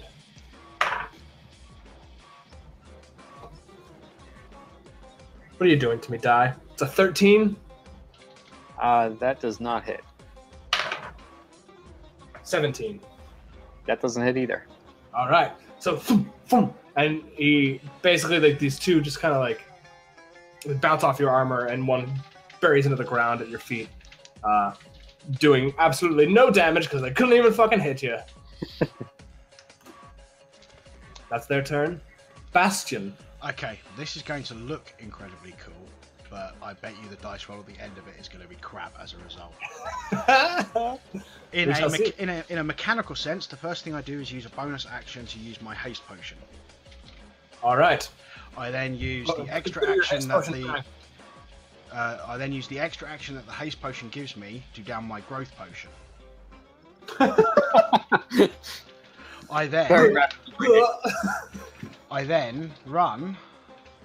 Hold on, wait. Bosh! You kind of push your horse away from you as you grow. Well, And basically, like, visually, what the fuck? the way I see it is I'm going to be roaring and charging towards the bear, and as I'm going, I'm basically speeding up and getting bigger, with the peacemaker ready to swing when I get there. Oh my god, it's anime as fucking shit. But yes, I'm now huge. Yeah, and like it's kind of weird. Like as he's growing, you guys hear his voice kind of grow. Like his voice is already kind of deep and bassy, but it grows even deeper and bassier as he grows. He's like. You see, ladies and gentlemen, that's why I dismounted. Because I'm not sure whether a potion counts under the Fine Steed rules. Because any spell that affects me, I can have affect my mount as well. But a potion isn't a spell. Exactly. Better not to take the chance. Yeah, so I will then, run and hit. Good. Roll to attack. Yeah, I'm trying to remember the sheet. Yeah, I have to. Oh, there we go. I'm just going to do a normal attack, I think. Okay. That hits. Okay, I'm not going to blow any resources just yet. Did you go with the +2 for your peacemaker? Yes, that includes the +2. Cool. And then the second attack. What the hell? Let's try and do the uber damage. Divine smile on my Okay, heart. my guess is 15 isn't going to hit. No, a 15 doesn't hit, unfortunately. Yes. It was Great Weapon Master. So. Yeah, Great Weapon Master will do that to you. So he if it had brings hit, it down. I would have put a divine You smite bring down the in first as one well. as you're oh, did you add the D4 by the way to your? I'm about to go and bring that up because I'm pretty sure you get a D4 to damage. I do. There you go. Nice. It's Kurt all over again. I'm just going to add another die for Growing. I'm going to add another die for unarmed. I'm going to add another die for this. Plus my res damage. Yeah, so I've as got Hunter's Mark, I've got Hunter's Mark and Divine Smite to come. Oh, Good lord. Oh, the best so as you hop off your horse and you just like take out these two potions, clink them together, and just down them like Stone Cold Steve Austin, you start to grow and also get much faster. And in a blur of huge speed, you're just like, and you're all of a sudden up against this thing, bringing your peacemaker down this huge grand column stone, and you hit into its back, and you can feel it like takes the brunt of it in its shoulder, and and you can see you gonna rouse and anger and pain as you bring up the other one. He kind of moves his flanks a little bit to catch it in the shoulder again. It kind of glances off of him, not hitting him as you would have hoped. But probably taking a huge chunk out of the landscape with that second blow, though.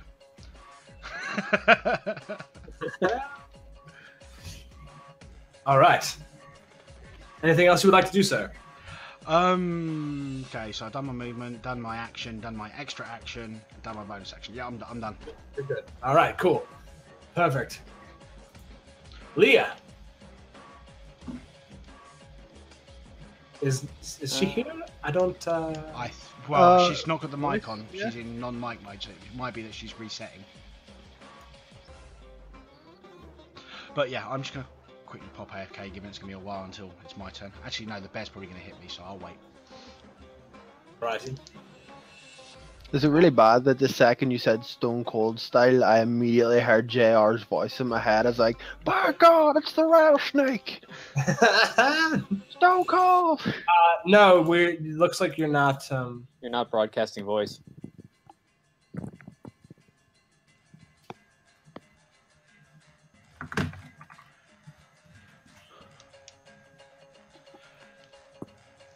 But yeah, as I said, what I was going to do visually was going to be absolutely awesome. But you know, the dice rolls at the end weren't quite what I was hoping for. Hey man, 13 is a good poking just to test out the defense. I'm just saying, you know, for the mechanics to match the visuals, the Great Weapon Master should have been a crit. That would have been amazing. Because that would have just been shit. Oh shit! Yeah. By God, he's stopping a mud hole into that bear. That bear had a family, damn it. I mean, yeah, it's your rules and everything, but you know, with the letter of the rules and stuff, yeah, with Divine Smite, you can wait until you've hit to decide whether you use it. But it's all part of the actual blow, so technically speaking, if you crit and you then Divine Smite, it's maxed damage, or whatever crit rules you're using. Which is just obscene. Divine Smite is dirty. It is. I still don't see you, and... There we go. Yay! Okay, so it's not on my sheet because I didn't get a chance to input my 14 spells this week, or all 14 of them. But I'm going to Dimension Door. I'm going to use my action. Yeah. Where are you Dimension Dooring?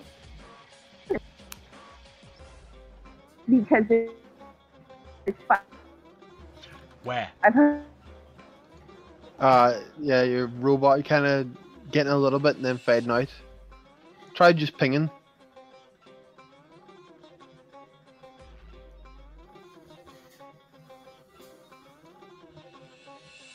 Roll 20, why you do this to me?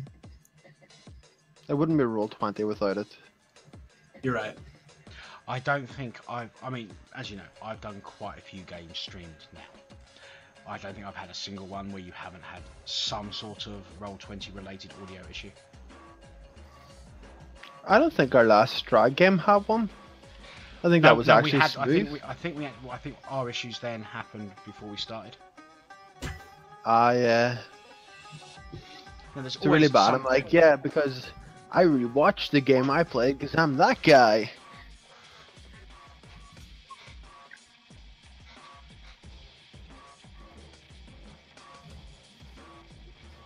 But yeah, it's I like Bastion. I like Bastion too. Binky is potentially even more gross because Binky might only be level 3 Paladin, but he's got 8 levels of Cleric backing it up for extra spell slots for Divine Smite. Oh damn, that's ridiculous! Oh god, Divine Smite at a high level like that. Well, the thing is, Bastion's Oath of Vengeance. Binky is Oath of Devotion, which means Binky doesn't have the Vow of Enmity. But he does have the other one, which means that he can add his charisma modifier to his attack rolls. That's ridiculous. Yeah, he can potentially, without a crit, hit AC 37. That is ridiculous. That's nonsense. That's retarded. Oh my god. Hey, the amusing thing is, Binky was born out of the idea of just making this ridiculous character. It's not my fault I managed to turn him into actually something that's very effective. Hello? Yes. Hello. Welcome Am I back. back? Okay. So I'm gonna. I didn't put the spell in, but I'm going to Dimension Door. That's okay. I can pull it really easily. I mean, it's in my list. I just didn't. It's a long range. That's you can basically go everywhere, anywhere on this map. Yeah. So I'm basically gonna go. Wow, it's hard to move my. It's 500 feet, so you can go anywhere on this map you want to go. I'm gonna go right here. Is that the very far corner? And then as a bonus action, I'm going to activate my dancing sword. I guess we need a token for that. I don't know. I'm gonna move. I don't have. I'm gonna move the sword up to the bear as close as I can. Hold on. So what is this? It's a magical weapon? Yeah. She can basically. Yes, it's a magic. I'm It's a looking magic weapon that matters. It's interesting to see And all it the can magic move items. up. Yeah, it's a sword that can move, and it'll move like 20 feet to the bear and attack it for the bonus So action. it can attack 4 times and then it'll fly back to you. I have a question though. Does that only is that one shot, or can I just keep sending it back? Because it doesn't say in the DMG. While sword hovers, you can use the bonus action. So no, it basically hovers there until you attack 4 times. Okay, and then what? Can I just do it again, or is it? So one?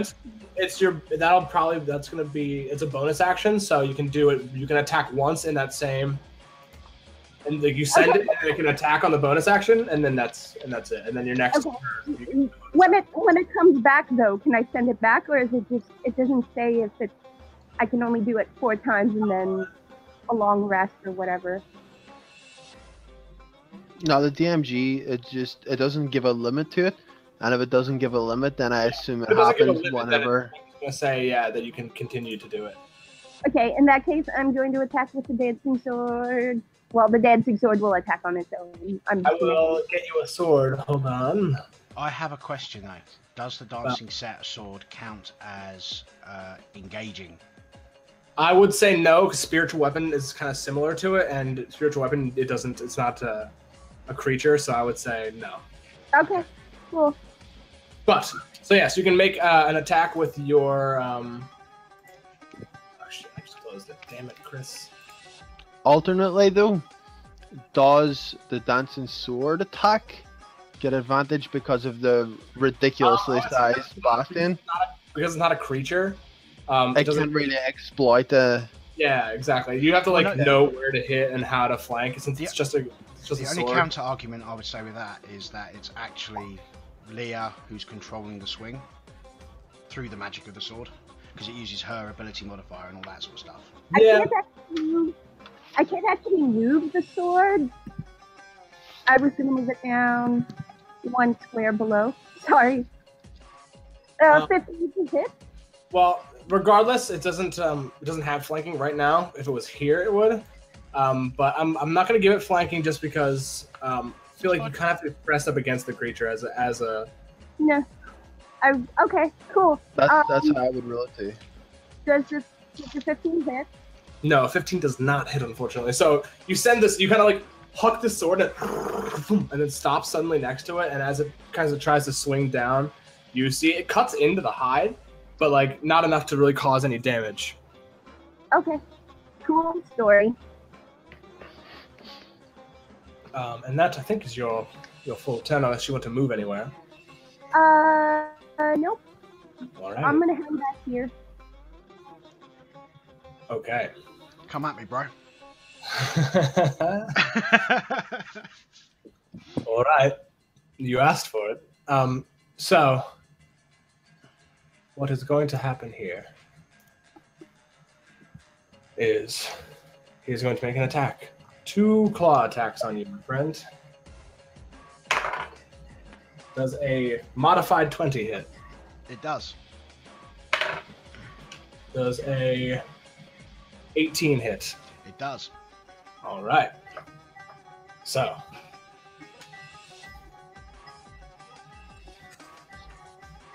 This is going to be a lot of damage, isn't it?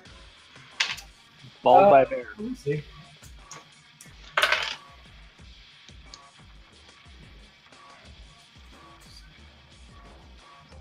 So that's 17 slashing. And I need you to make a con save, please. Is this going to lead to a disease? We'll see. I'm saying, so if it's going to lead to a disease, I'm immune, so... Yeah, no, it won't lead to a disease. You're good. Con save.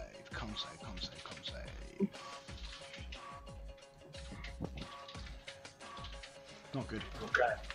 Does that count your +3? It does. Okay. Including your +3? Damn, that sucks. I just put into the bonus and penalties all saves +3 on the sheet, so... Oh, okay, cool. That works. So as it brings its claw down and slices you twice, you feel like with each slice, it's kind of cutting into the core of your being, and you can feel it chinks through your armor a little bit, but it feels like more like it's hitting you like deep in your core, in your center.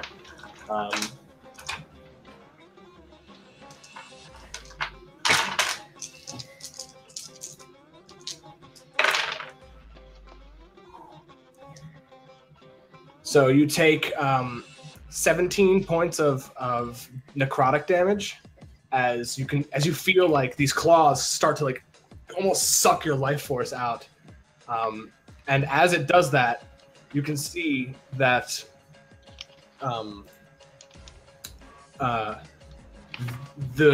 as you take this damage, you can see that it kind of like goes into this bear's form, and like some of the wounds that you made start to seal up. I should have taken the scroll I was going to take. I was going to take a level 4 Paladin scroll, which would have put an aura up, which would basically give us all resistance. As a matter of fact, that all the damage that you seemingly did to it, that like big bash that you made into its flank, kind of like reforms and it seems to have regained the damage that you did to it. I can do that too. Well, not in the same manner. I'll be healing myself, but and yeah, that's its turn for now. It is going to stay staring at you, and now kind of like on par with the size of it too. These two mountainous beasts kind of going at it. Awesome. So, Mr. Half-Elf or Mr. Elven Ranger, I'm assuming you want to stay back there and shoot some things with your bow. Yes, I'm gonna move over to here. So I've got eyes on the bear proper. I want to cast Hunter's Mark on the bear. Yes. I'm gonna knock an arrow into my bow, and as I draw back, I'm gonna say, "Swift death to you who have wronged me," and mark him with my oath bow. And I'm gonna unleash an attack against him from range. Let me just check. Please work. That's your Hunter's Mark on him. I put a little icon. Okay. Nice. Oh shit. And then because... Oh wait, is he below max health? He's actually above max health. dirty little bitch. Let me just cast that Hunter's Mark damage. Okay. That sucks. I hate That's expected. Yeah, I know. Okay, so that's 21. Not. Yes, 21. And then with my second attack, because I've got double attacks, yeah, another sworn attack. Damn. That's so only the first one, not the second. Yeah, 24. So it does. That's 26 damage with that. What's the damage? The Hunter's Mark applies to that too, doesn't it? Yes. What the hell is wrong with your Hunter's Mark? But is that because you rolling a die? It is, yeah. Oh man. Because it's below max health this time, I get Colossus Slayer as well. Damn, man, you're getting robbed. I feel like I'm getting robbed, yeah. Roll20 does not like you. But overall, that's... Overall, you took him down more than... You actually took him down exactly 50, so... 50 hit points. That's pretty... That's pretty pretty tasty. good for one round of combat. So yeah, you pull out your bow and you whisper in Elvish to it, the sworn oath to defeat this foe against all other. He is your mark, and until he is dead, you will not stop hunting this beast. It's kind of actually weirdly similar as you were talking to the Lycans before, kind of how they view their the way that they hunt, and you kind of get this kinship with them because feel you're very similar. You thinking about that and thinking about the people that you met, you let loose this arrow, and it sinks really deeply into his flesh, deeper than the rest of the attacks that have been swung upon it, and it growls and roars and looks over past Bastion to you and kind of glares at you just as another one kind of sunk right into its throat and like and claws at it and kind of breaks the arrow in its throat. And yeah, that was a pretty good turn. Okay, anything else you would like to do, sir? I wish there was something else I could do, but no, that's everything. All right, sweet. Oh wait, I've got how much? 1, 2, 3, 4 squares of movement. Yeah. I'm gonna hide behind his steed. Save me, Celestial Horsey! I fed him 2 berries. He better protect me. Well, just for the purposes of covering all that stuff, the steed should be large. Oh yeah, definitely. Well, he's definitely hidden. He's got the back end of a celestial warhorse. I mean, people always say not to stand behind horses, but this is a very well-trained celestial horse, so you probably won't get kicked. Does his backside smell heavenly? Sure.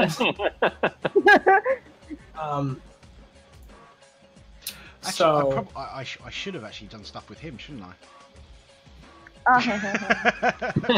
Jokes on you. He doesn't feel like fighting. Not yet. Cinnamon roll. He's standing there telepathically going, "You got this."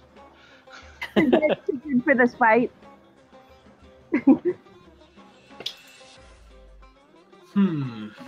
Let's see here. Uh-oh.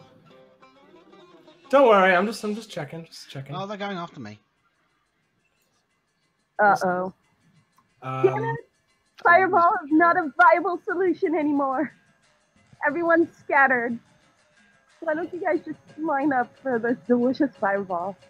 So yeah. No one ever lines up for a fireballing. So this guy is going to run here. Hit him! Oh no, don't hit him. To face you. And he is going to make an attack on you. Advantage. Bastions are going to get hammered. I've taken 34 points already. Lay on hands. Wait, was that 17 each claw? Yeah. Keep I that got 17 slashing and 17 necrotic. From the bear. And then it heals itself, probably from the necrotic damage. Oh, and this is something that I do, but whatever. Using from a 4th ed turn, I am bloodied. That is not that great, but I think that might still hit you.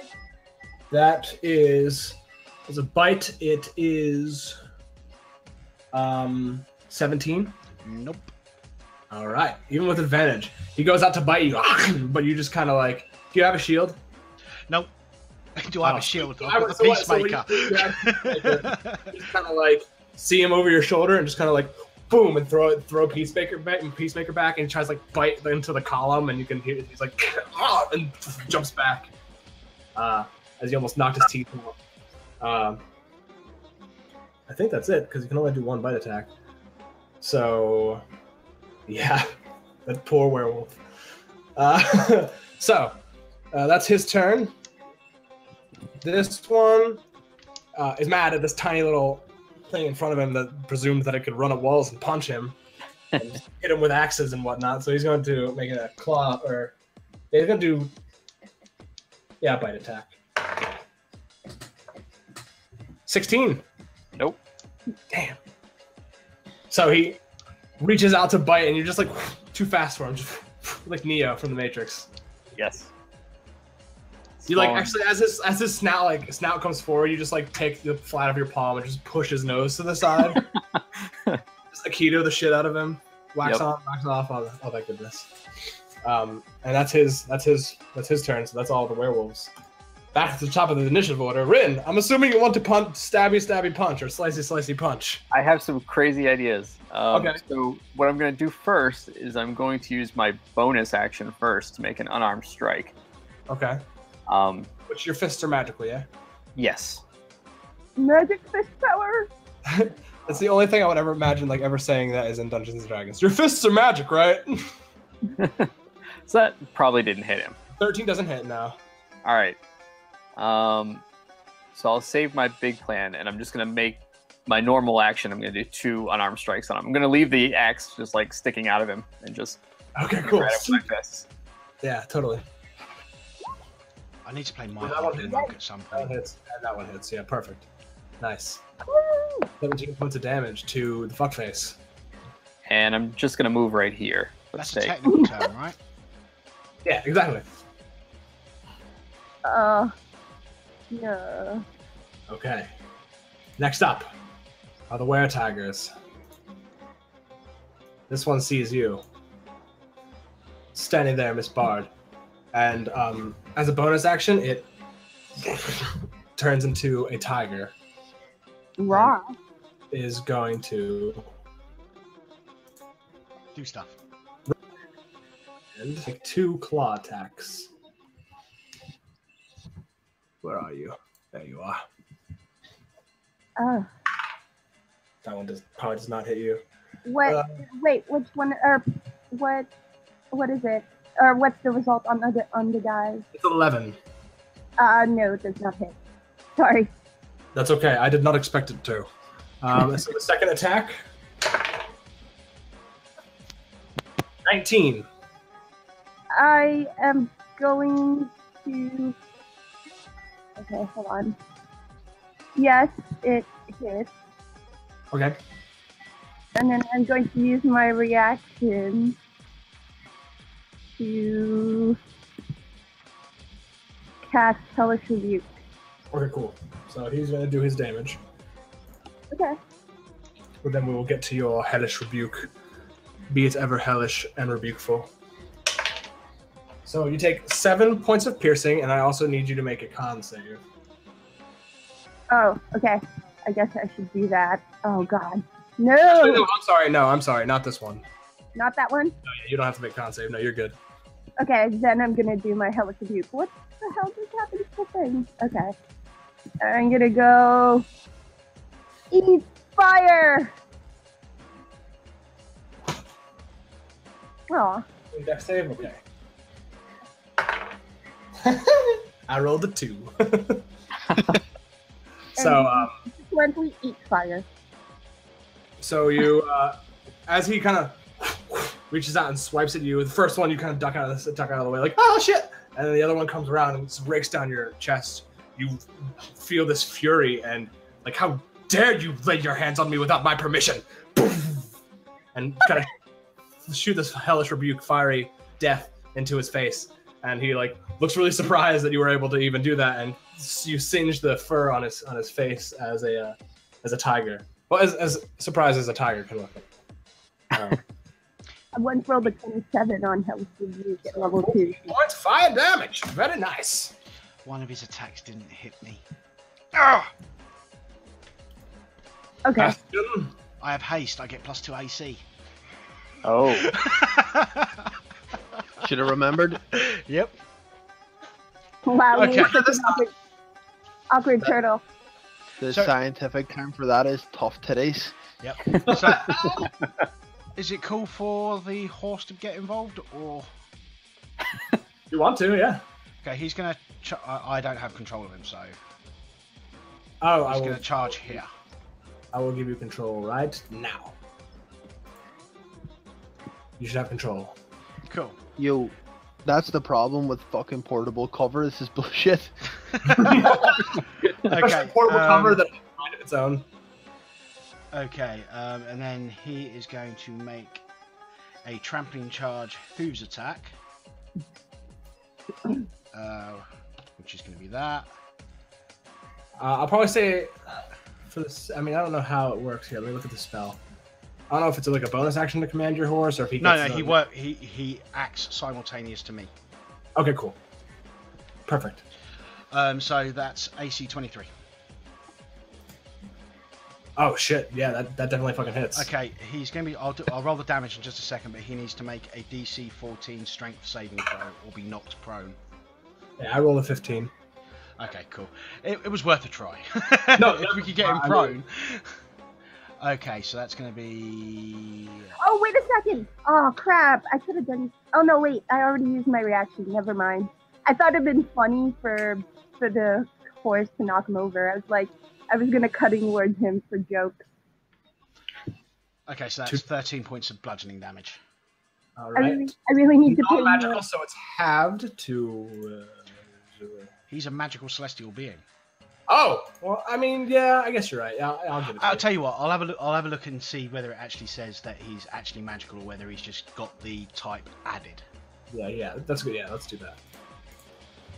Because if it's just added, I mean, I'm not too worried about giving it to you. He does like gain hit points back when he hits things, so I'm not too worried about it.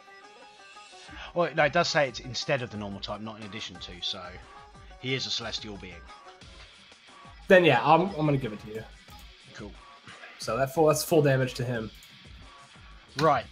Now for me, I am going to not to be outdone by the ranger. I too am going to swear an oath of vengeance. Look at him and roar at him and say, "You broke my armor." That makes it personal. Everyone knows that paladins like their armor.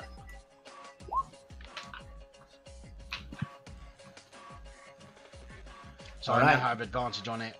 For the yes, next you minute. do. Okay, now for my haste action, what do I want to do? I could Hunter's Mark him. I could use my potion. I'm going to use my potion. I'm going to down my last potion, which is a potion of heroism, which gives me an extra 10 temporary hit points. All right. And it also puts me under the effects of Bless for a minute. So you get another D4. So you're going to be rolling 2D4. Well, no, D4 for attack rolls. It's D4 for attack rolls, which I'm not sure if... I think it's attack rolls and saving throws.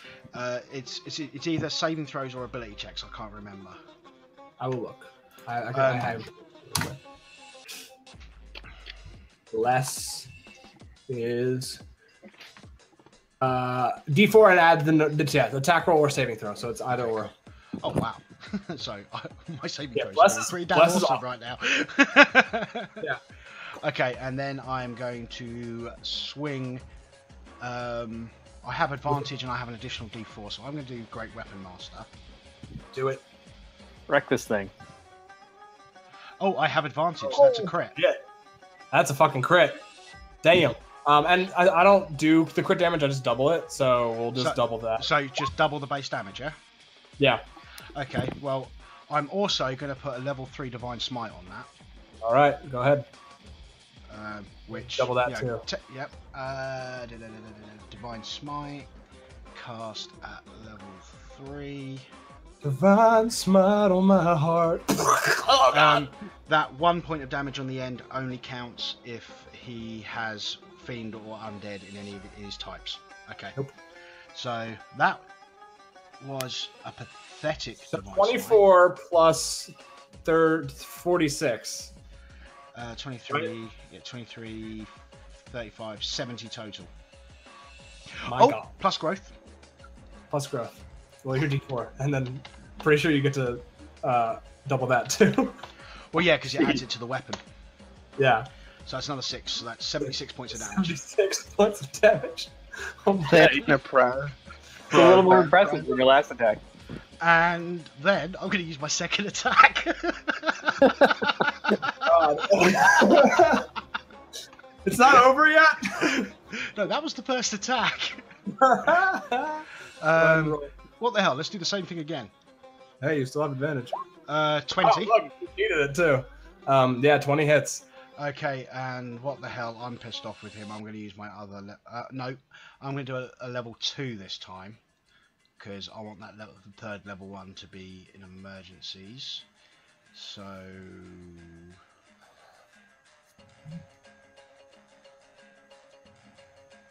an additional 14, so that's another 39 points of damage, plus a d4.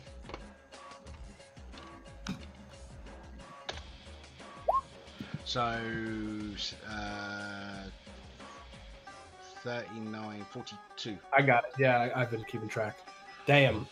42 plus 76, that's 116, 122 points of damage. Vengeance Paladins. My God. I'm about to get a fucking stack of hit points. So just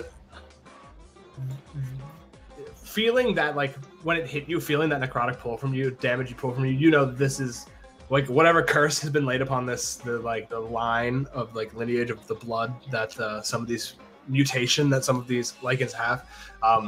You know this should not exist, and in this plane, and does not belong here.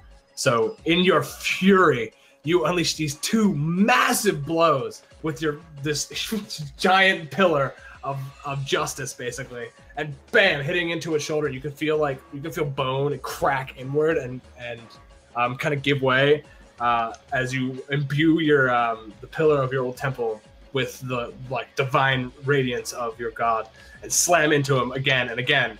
And you can just feel like the crushing weight just kind of slowly battering him into being very damaged. Also, last thing I'm going to do is move that way. All right. I don't leave any threat ranges, but I'm no longer flanked. It's true. That is definitely true. Okay. God damn it. Leah, it is your turn. I don't have control of my token, but I'm just going to call the sword back. Oh, I can give you the sword. Hold on. I think the sword can hover there for... Well, yeah, but if it like after 4 attacks, if I'm not there to catch it, it just hangs out on the ground, and I'd prefer for that not to happen right now. So as long as you would stay within 30 feet of it, you can catch it. Could a T-Rex catch the sword? Technically, I don't know. No, I would say a T-Rex has 2 tiny arms and is not able to catch it.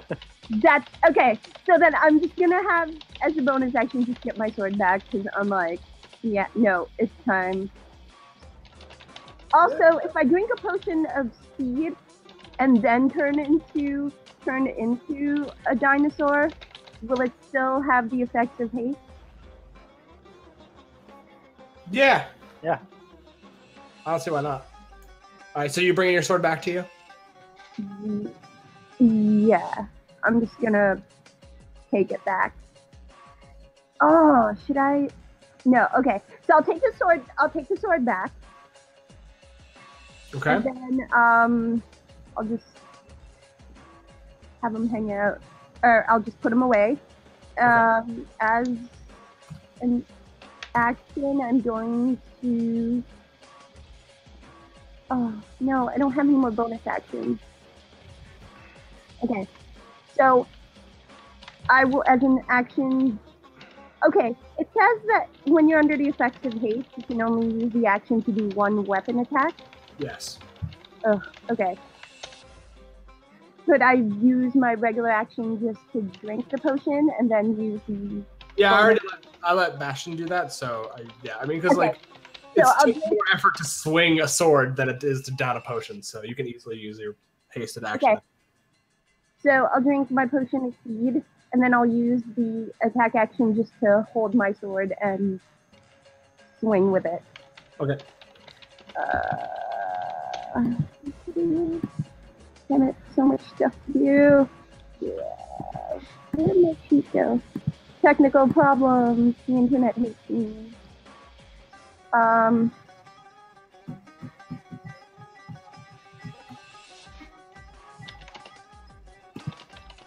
Yep. Sorry. Okay.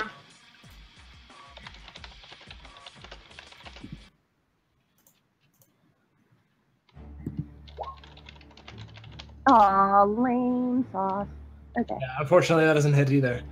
You swing out with it, and these tigers are very lithe and very quick, so you just easily just ducks out of the way. Okay, cool.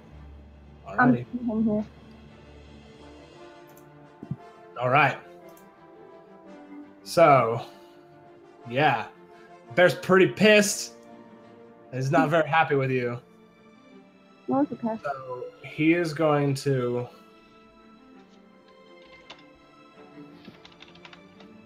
Yeah, he's gonna shift. He's gonna shift over one. He's not letting you leave. After unleashing those blows on him, he is furious, and you can see him trembling with rage, and this sort of like the runes on that are like kind of like painted onto, almost like painted, but it's just kind of like in his fur, kind of start to glow, and he is going to make a bite attack on you. That's a 22. 22 hit, Mole? Yeah. As a reaction, I'm gonna use cutting words. Okay. And I'm going to do this thing. Hold on. I have to catch it before it says before success is declared, so I'm gonna do it now. Boom! Roll 20, it makes it hard to do that, so. Yeah, so that misses. Yeah. Suck it! You only needed to bring it down by 3. My AC is currently 20. He goes to snap out at you, and you hear a certain a lute solo as Suck it, werebear. Suck it, werebear. That's a T-shirt if I've ever heard one. And he That's like literally distracts him enough that when he snaps out at you, you are able to like just duck out of the way, avoiding what would have been 2d10 as a damage plus that save. So that was a good cutting words. At least my saves are a bit better. At least my saves are a bit better now.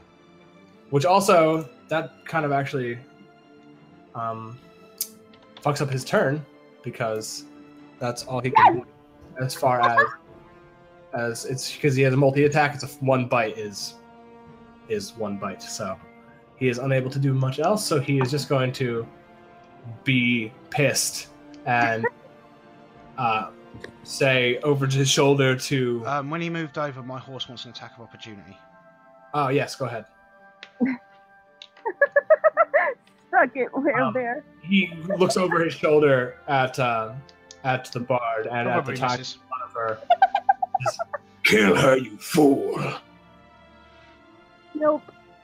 This is the bard that never dies.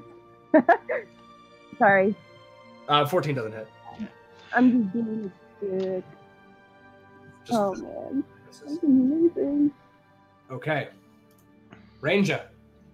So I was just saying to Mole and Whispers there that unfortunately my mocking of him and Tough Titties has come back to bite me, because I swore an oath against him on my first action as my first thing, and that gives me advantage, and I should have crit, but I didn't realize.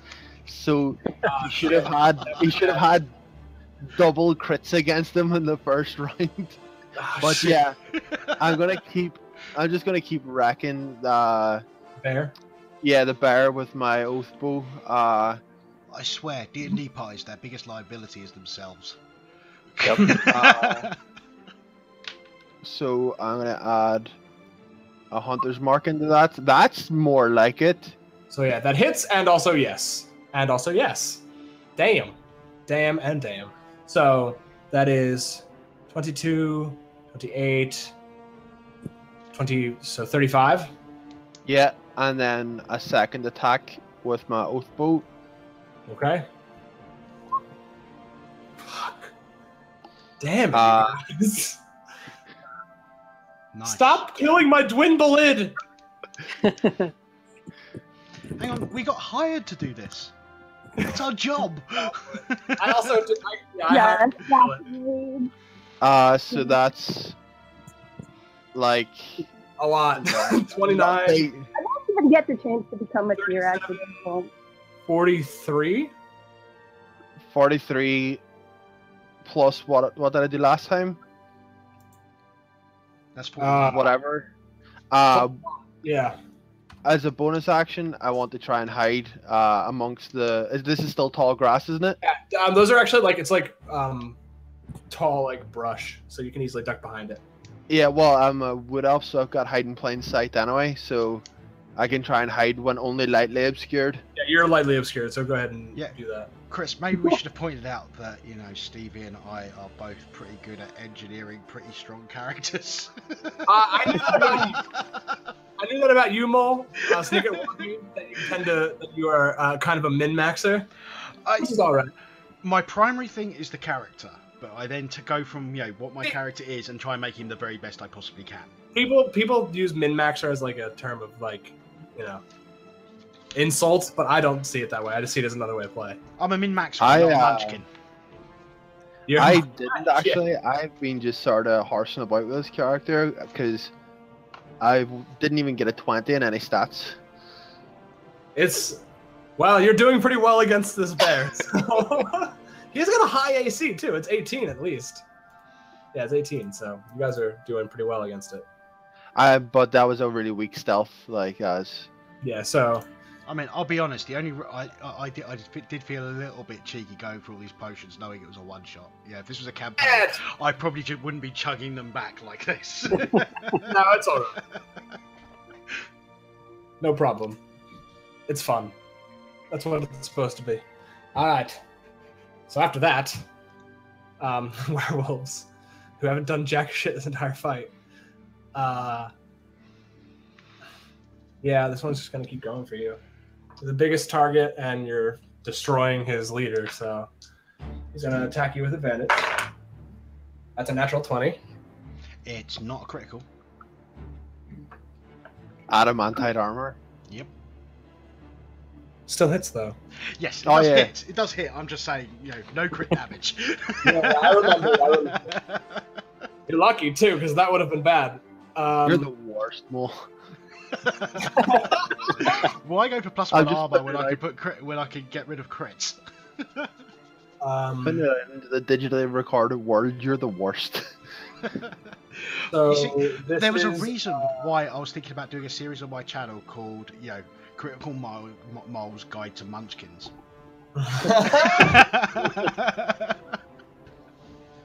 So he's doing 2 claw attacks. Ooh. Okay, how much damage is he doing?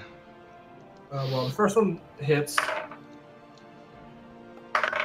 Second one is another natural 20. Fuck you, Mole! God damn it! Of course, the 2 natural 20s I'm probably gonna roll in this entire session against the guy with adamantine armor. Well, you hit. Yeah, at least I hit, and so that's gonna be a thing. Oh, God. Ooh, that's an 8 plus 2, so 10 for the first claw, 6 for the second claw, and I need you to make a Constitution save. 1 or 2? Kill him, Chris. Kill him. 1. Just 1. Okay, I'm going to be double checking my thing to make sure it's factored everything in, but... Yeah. You take 1 trillion damage. Yeah. So you make the save, and you take 46, but then halved. Yeah, it did it right. So you take 15 points of necrotic damage.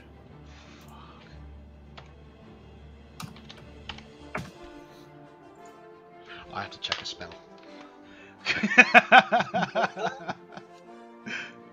And once again, you see that like the energy that he's stealing from you seems to be bolstering him as well. This was the werewolf, not the bear. Yes, this is the werewolf. Okay. Yep. Because I didn't realise the werewolf had been hit. One of the other, there's only two Dwimbleids. It's that werewolf and that bear. Okay, no, so I didn't think that werewolf had been hit. That's all. Yeah. I wouldn't have hit if I didn't have advantage. Pack tactics, you. It's a bitch. Or just flanking. Yeah, it's just flanking. Damn it, you cannot pick necrotic on protection from energy. Sorry. I'm okay with this though. Well, now you're going to... I'm just going to prove how good I am at healing. Yeah. All right. Did the other one? No, the other one has to act still. So this one's still going after you. He's gonna make an attack or 2 attacks. Actually, no, he's gonna do a bite attack. Okay. 19. No. God damn you monk! You quick. Well, I also have bracers of defense. That was one of my magic item purchases. Very nice. Very nice. Let me just, it's +4, so yeah. So I rolled a 15, and that misses. So, and you just like, tink. Basically, every time it attacks, you just like move its snout away from you. Yeah. It's like, just like keying it.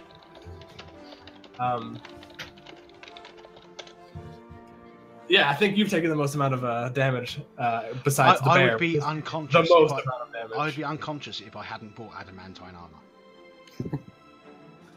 Damn. That would have been pretty bad, especially the 4d6. I have 9 hit points left. Oh shit. I guess it's a good thing you're a paladin. So Rin, that's your turn.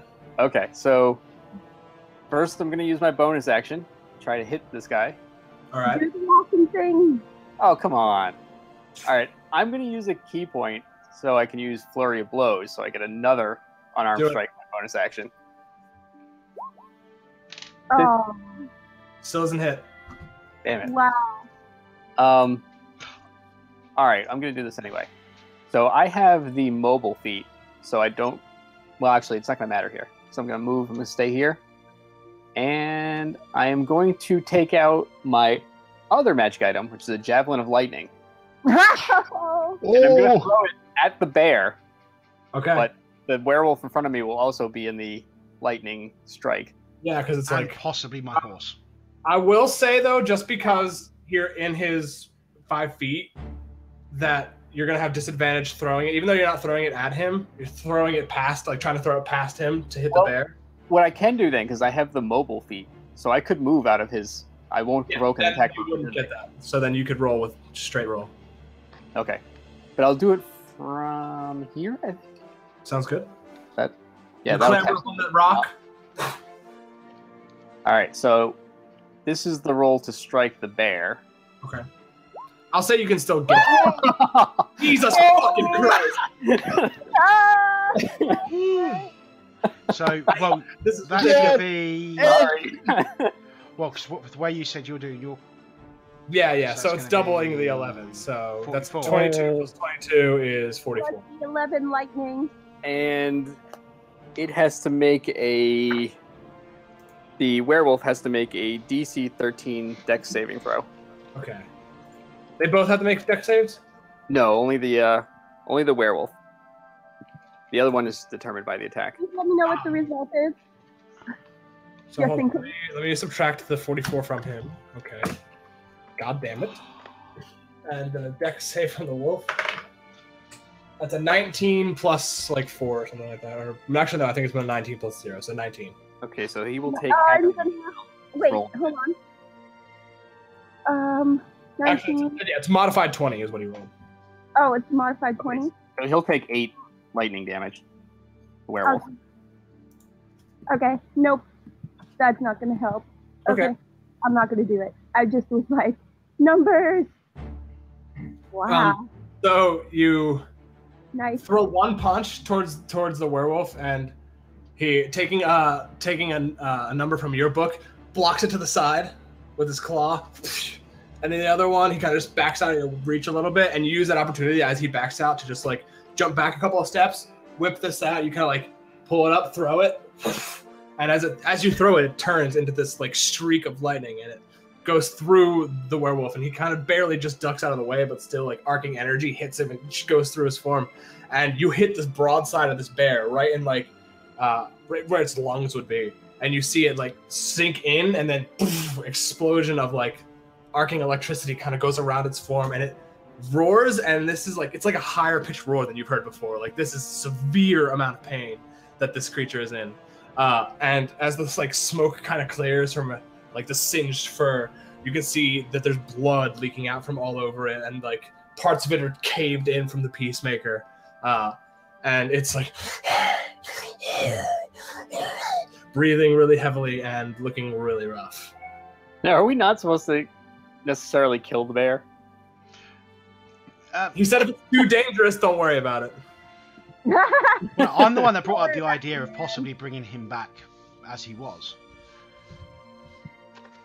But you know.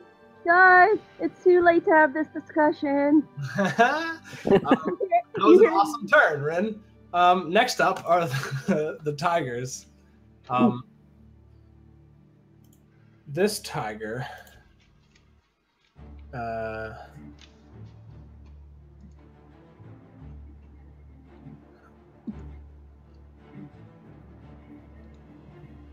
Okay. So here's what we're gonna do. This tiger is going to leap up and try to bite you.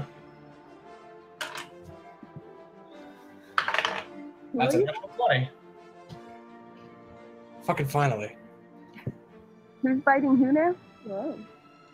So that's a bite attack.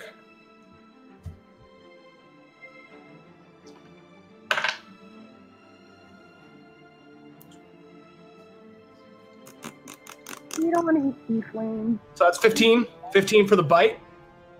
And I need you to make a strength save, please.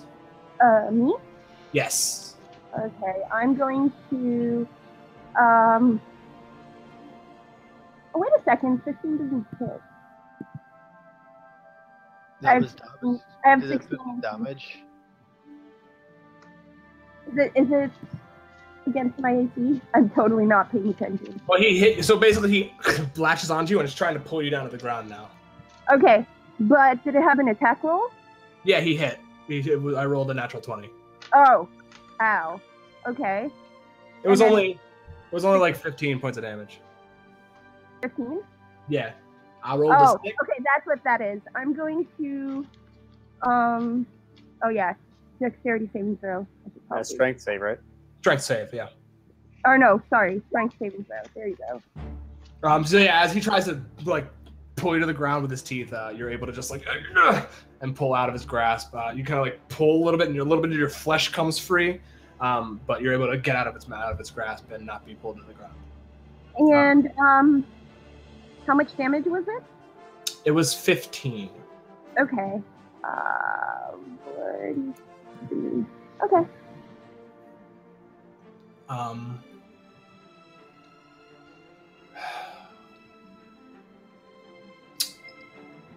All right. This is what this other one's going to do. He reaches for one of the black-tipped, black-fletched arrows, and he knocks it, and he takes a shot at the ranger. No, don't do that.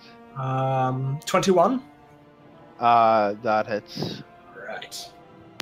Make a Constitution saving throw, please. Easy peasy. Yeah, you make it. It has been made.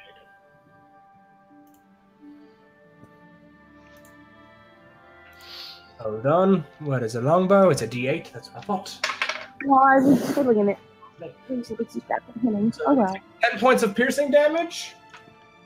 Please no.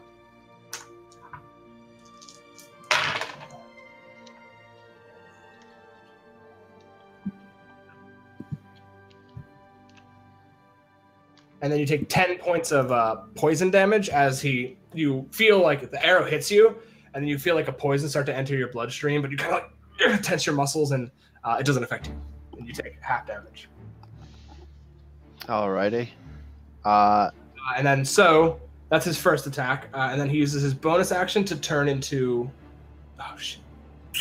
Yeah, fuck. He uses his bonus action to turn into a tiger.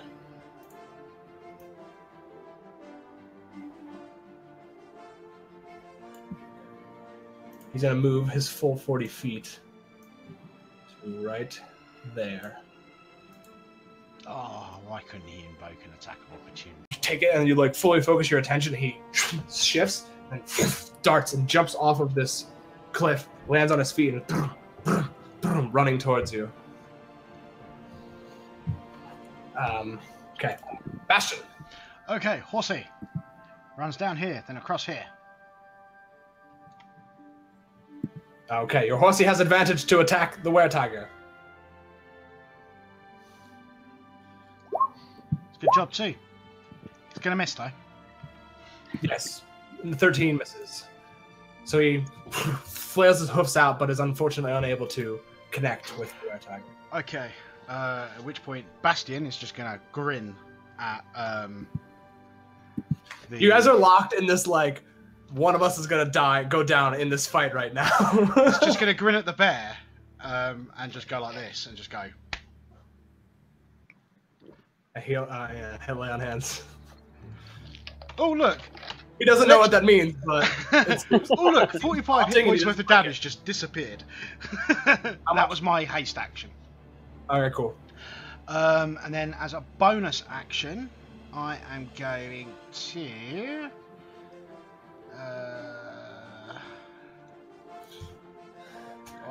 Do I go aggressive or do I go defensive? That's the question. Oh, that could be cool. Let me just double check whether it's a bonus action or if it's a full action. I think you still have a full action left too. I have a full action and a bonus action left. That was the haste action to cast to use lay on hands. Oh no!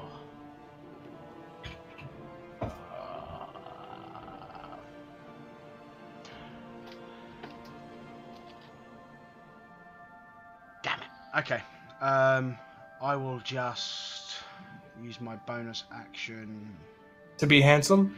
Okay, I'll just use my regular attack first. And hopefully get a crit, which will give me a Great Weapon Master extra attack. Okay, so...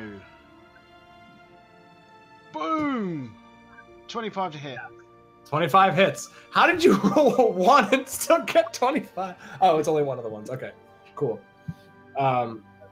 So, yeah. Okay. That was your first attack? Yep. So, okay. D4. You bring it down like on the top of his skull, and you that's for the first attack? That's for the growth, yeah. How do you want to do this? Oh, hey! I just want to, just pick it up, swing it around, and then do the whole bring it up underneath the chin, like flying back, and hopefully just knock him out. Which is technically an option. We shall see. It is a bludgeoning weapon, so I will make a roll to see. Actually, here we'll do it together. So, first of all, what you do? So, you like you said, you bring your weapon back, sweep up with it, and you connect with the bottom of its jaw. You feel its head rear back, and then like some of the vertebrae in the neck crack and pop and you can see even like some of the skin tears in the throat, and you can see blood start pouring down as just the force of this huge slab of stone jams into its jaw, breaking its teeth and its bottom teeth, and just fucking its shit up like you wouldn't even imagine. And what I'm going to say to you, sir, is high or low? High. 50-50 either way. Okay. So. And who cares? Yeah, I've got that's what you do. So you knock him, and you can feel like bone shatter. You can feel like his vertebrae snap. You feel that you've done a shit ton of damage to him, and he just like hits the ground, and then his form starts to shimmer, and then in a blink is back to a human form, and you see he looks almost exactly like his brother, except that like blue-black hair and beard that's like covering him and his hair. So you can't tell right now if he is dead or not. You could bend down and check if you want to. Well, not while there's a werewolf behind me. So I'm currently bringing the peacemaker up from hitting him in the chin. Turn as I do it and bring it down on the werewolf behind me. Pivot and poof. Yeah. This doesn't have advantage, unfortunately. Not anymore. No. That there is something wrong there. There's no way I should be getting plus 20. I miss. No. Yeah, you miss. It's adding 20 for some reason. 14. That's weird. No, yeah, there's something wrong there. The 1 is not on the normal D20 roll. You got a 14 on the normal D20 roll. Yeah. It's on something after it. Oh, right, the 1 was on the D4. That's what it was. Ah, So that isn't a crit miss. Okay, cool. Sweet. So that's AC 24, 21. Yeah, you definitely hit him. And So what the hell? Let's speed things up a little bit.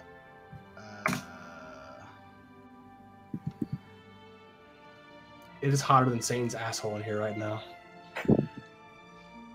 It is pretty late here, and we've got it like midnight, so we've actually gotten some nighttime coolness. Yeah. I think it's just my room and how hot my computer is running right now. So 46 points of damage. Oh my God. Plus growth. Roll your D4 then, sir. Very nice. So yeah, you like pivot up, smack this werewolf, and then use just like the sheer weight of your thing to pivot on your foot around. Two-handed strike down on its head. And you can feel like its skull cave in a little bit, and it like and gives a surprised grunt. And that was pretty damaging to it. Dope. Very nice turn, Bastion. Next, Leah.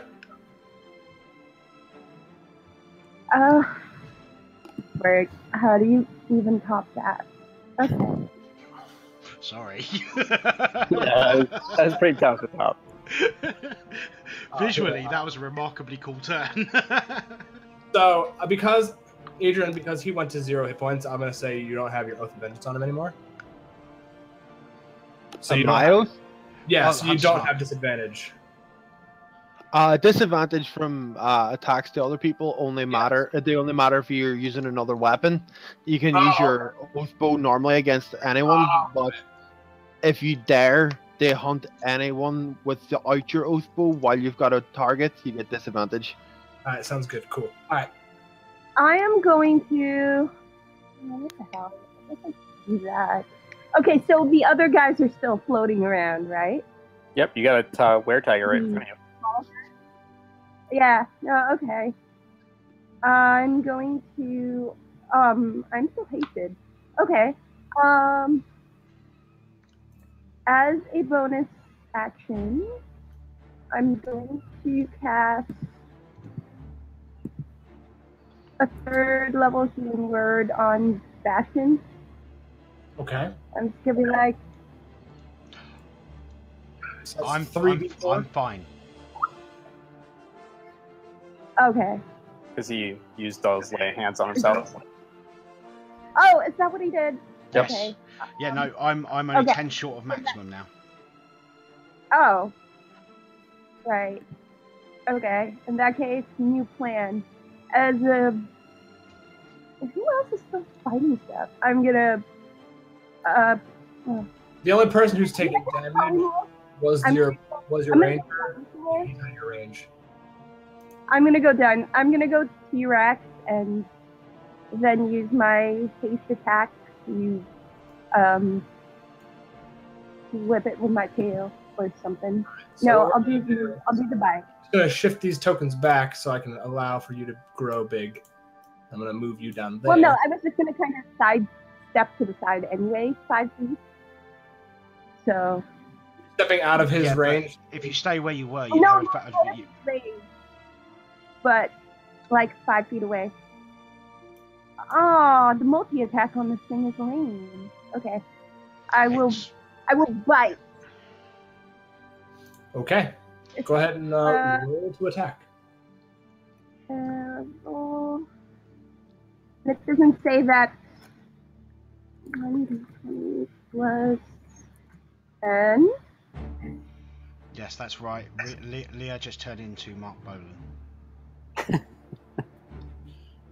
22 to hit. Yeah. That's 4d12 plus 7. 4d12 plus It makes sense that 7. its claws would not be very impressive, but damn. That is a bite. Yes. And then it is. What is the size on this on this, it says if the target is a medium or smaller creature, it is grappled. So I'm guessing it's large or something. It's medium. No? If it was Okay, large, it would so- be the same size as you. Okay. In that case, it is holy balls. I'm big. Okay. It says DC 17. DC 17 escape. I'm guessing it's either a strength or a strength save or like acrobatics or athletics or something. I'm not sure how to escape grapple. But it is grapple. Well, it's a contested roll, so we both roll an athletics. Athletics? Yeah. Sure. Okay.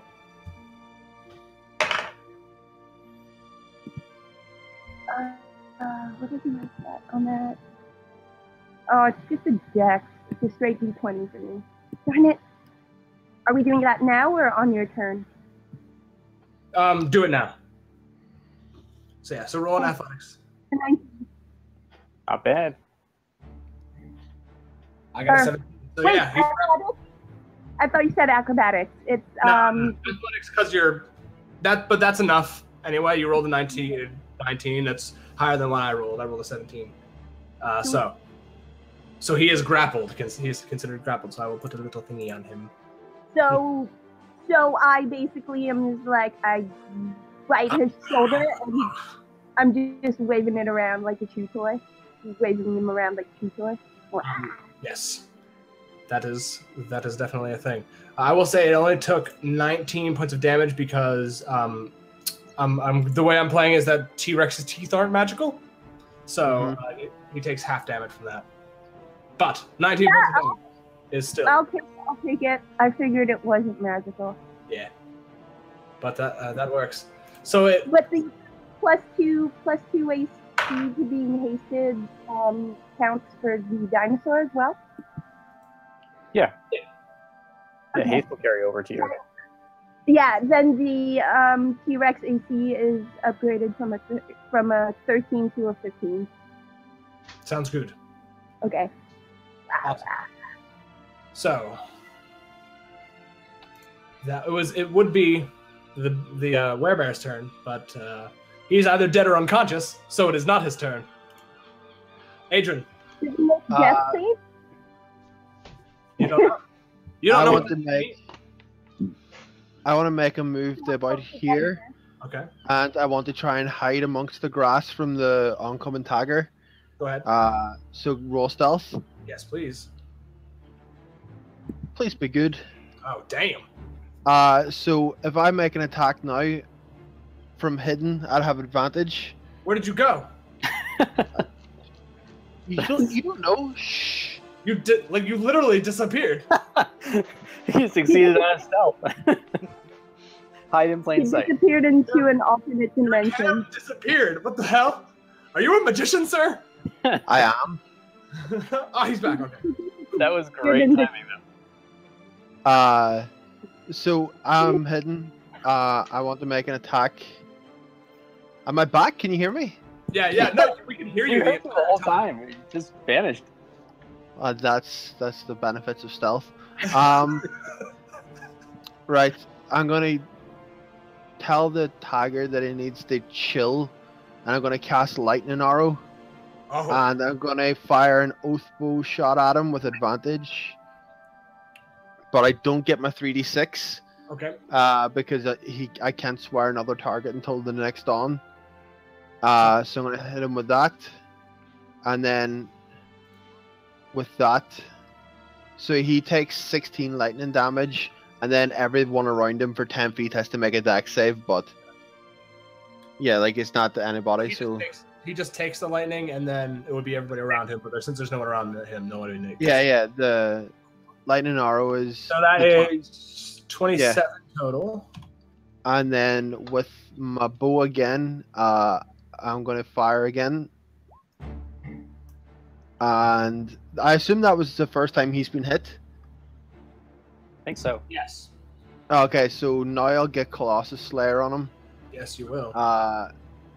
So I do that then. All right. So 15 total. Very nice.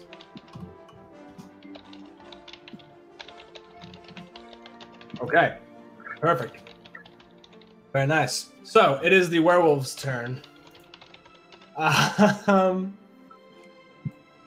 Okay, this guy here is going to use disengage. Oh wait, are you that you? I moved him accidentally. Yeah. So yeah, he's gonna use disengage, and he's getting the fuck out of here.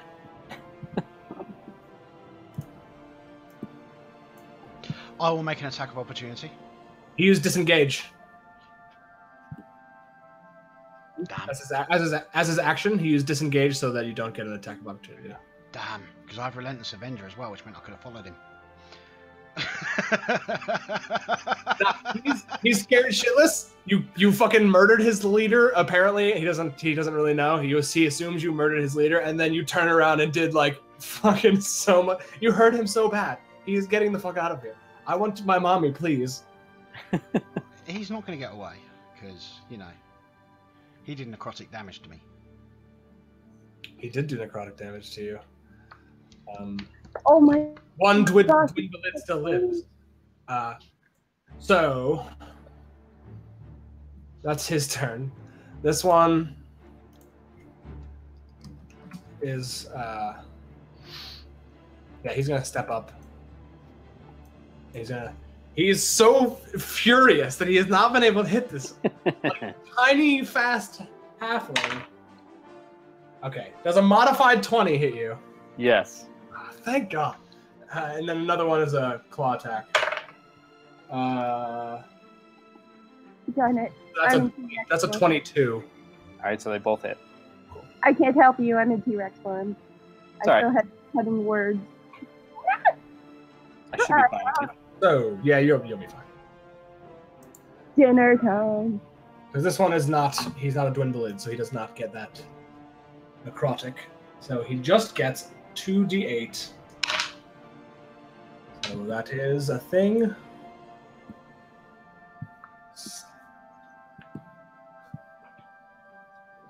So you get 13 points of piercing damage or slashing damage. Okay.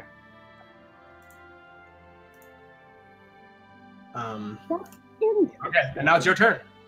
All right. We might call this fight a little shorter, just because. I just Kicking figured ass out how my multi-attack works. So my normal action, I make 2 unarmed strikes, Yeah, neither of them hit. Both of them miss. So and then I'm going to. it's just not connecting like you need it to. I'm going to spend a key point and do flurry of blows, make 2 more. Do it. Do it up. Nice. That one hits. No! That one hits. They both hit. All right.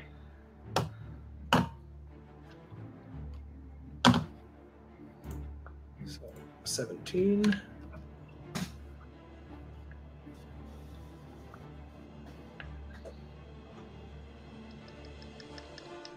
And anything else? No, that's it. All right. Were Tiger's turn. He's like, holy shit, you turned into a giant beastie. What the fuck? And he's grappled right now. He's super grappled, and he's like, oh god, why? What is happening? What is happening to me? Let me look up the grapple condition.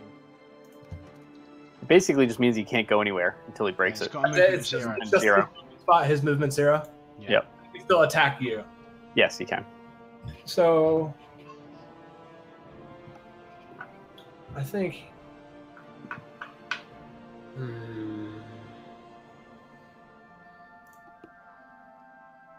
yeah, he's gonna try to break the grapple. So go ahead and roll another athletics check for me. So it will be whatever your strength is.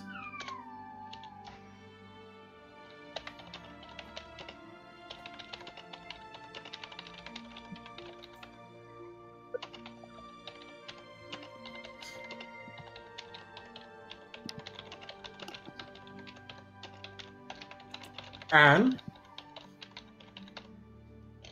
would you mind rolling a grapple check for me, dear? Or an athletics check, rather. Where'd you go? All right, I will do the other one's turn while we're waiting for her. So he's gonna move his full 40. to get up to you, sir. Mm-hmm. And then he's going to make, since he was running from at least 15 feet away, he's going to pounce and make 2 claw attacks on you. So modified 20 That hits. and 23. That also hits. So make a strength saving throw, please. Yeah. So he knocks you prone. So as he comes jumping and slashes 2 claws at you, which do. Oh yeah, max damage.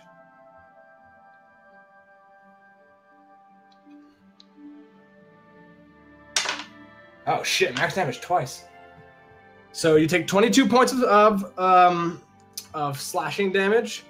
And then because he knocked you prone and made that, and you failed your save, he can make a 1 bite attack as a bonus action, which he is going to do. So, and because you're prone, he gets advantage.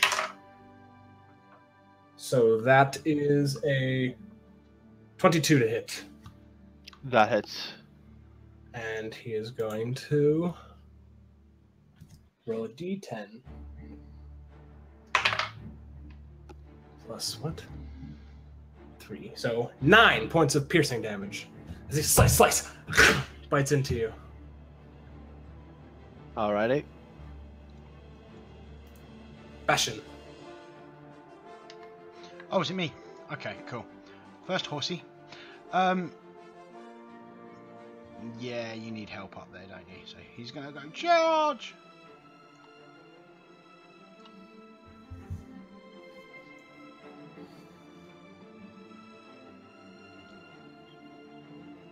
Yeah, that hits. Okay, That just I was hits. just rolling the advantage just in case.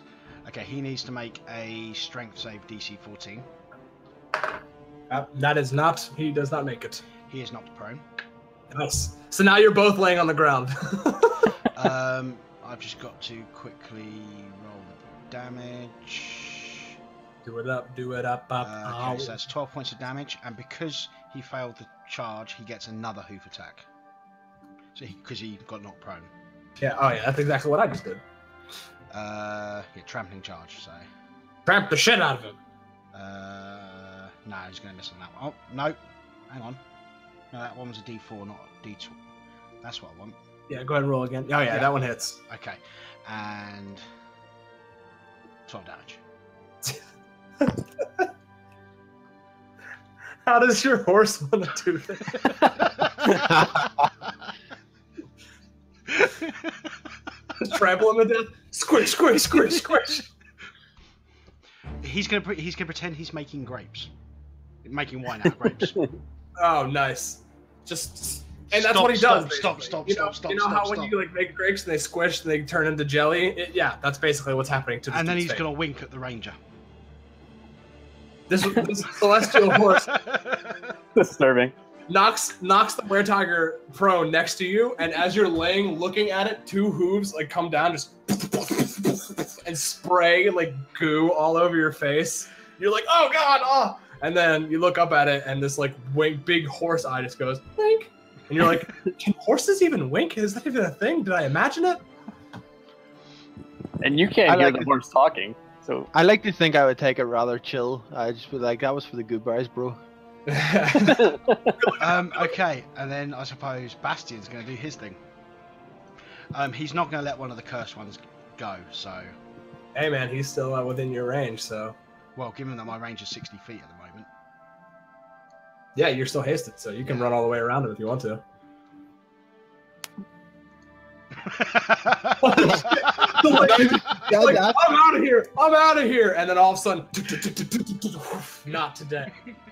Okay, and then I am going to, with my haste action, or I am going to. I'm just gonna be obscene. Do it. Be obscene. Anybody within 30 feet, any non-hostile creature within 30 feet of me, gets to add a d4 of radiant damage to their melee attacks. Sorry, to their weapon attacks. But I'm just trying to get another d4 on top of my damage. Including you, yeah. Okay, cool. So just do it, yeah. It's upgraded Hunter's Mark, basically. Yeah. Everybody gets it, but it's less. I love it. It's beautiful. And then... You're swole as fuck right now, Bastion. AC 19. Yeah, that hits. Okay, so then we go to there, and we go like that. Let's make that. That's 34 so far. You don't have to attack anymore. Your radiant damage is exactly how much you needed to kill him with. So literally, it's like you come when he hears these terrifying footsteps coming up behind him. You turn, like, slide in front of him, and he goes, "Brr," and then he just explode his head. I just need to check something.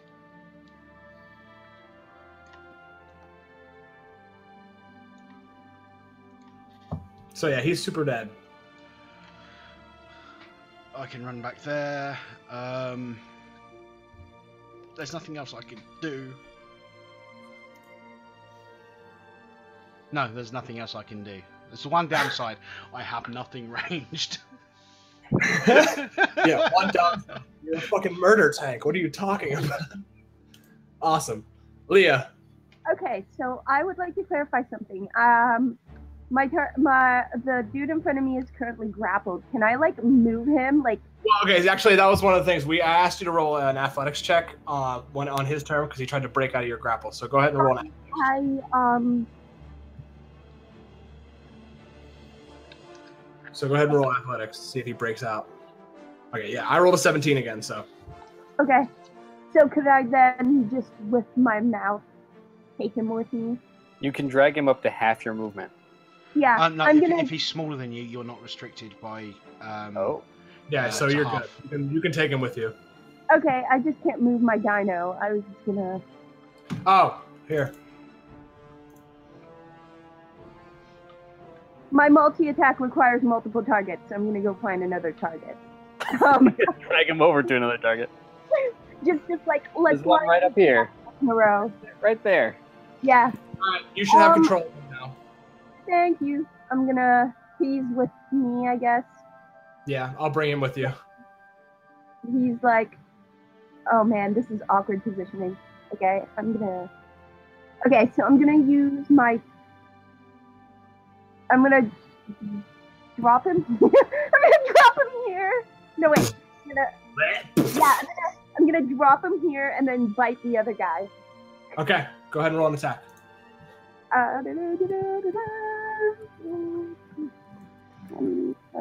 7. This is brutal. 18 to hit that guy. Yeah, 18 hits. Nice. 14, 12. Then 26 damage and grapple. My god. It's still half, but goddamn. And then that's my athletic check to keep him grappled. Oh, that one's gonna suck. That's a natural 20, so yeah, he doesn't get grappled. I'm just... Oh, okay. Sorry, I'm going to also roll a tail attack against the guy I dropped. Because it's so freaking awkward being a T-Rex. Yeah, it's the primary reason why I prefer Giant Ape to T-Rex is the limitation on the multi-attack. I don't care, this is cool. Oh no, visually, T-Rex is awesome. Oh, I was doing it plus... My attacks are plus 10. Okay. I did that wrong, but it's okay. Roll... No, 16. Well, 16 still doesn't hit, so... No, the other one is supposed to be a plus 10. Okay. So my tail attack is... Wait, what did I do? Confused and like, what the fuck just happened to me? And just kind of swings over his head. Okay, that was fine. They did not expect the clan to hire. Tactical genius of a T-Rex. I still get my mental stats right, so I am I'm still pretty smart for a T-Rex. For a T-Rex. For a T-Rex. Okay, so it would be the bear's turn, but he is unconscious or potentially dead. You don't know. So he doesn't have. I'll use half my movement to stand. As a bonus action, I'll take the last good berry from my pouch and give it to the horse. That was good work, like. Good horse. And this guy here, beside our monk, I'm going to just smash some arrows at him now. All right, sounds good. Which one? The one next to me. Oh, he's dead. Oh, no one next to you. Oh, yeah, he's still going. You're good. Yeah, so go ahead and roll your attacks.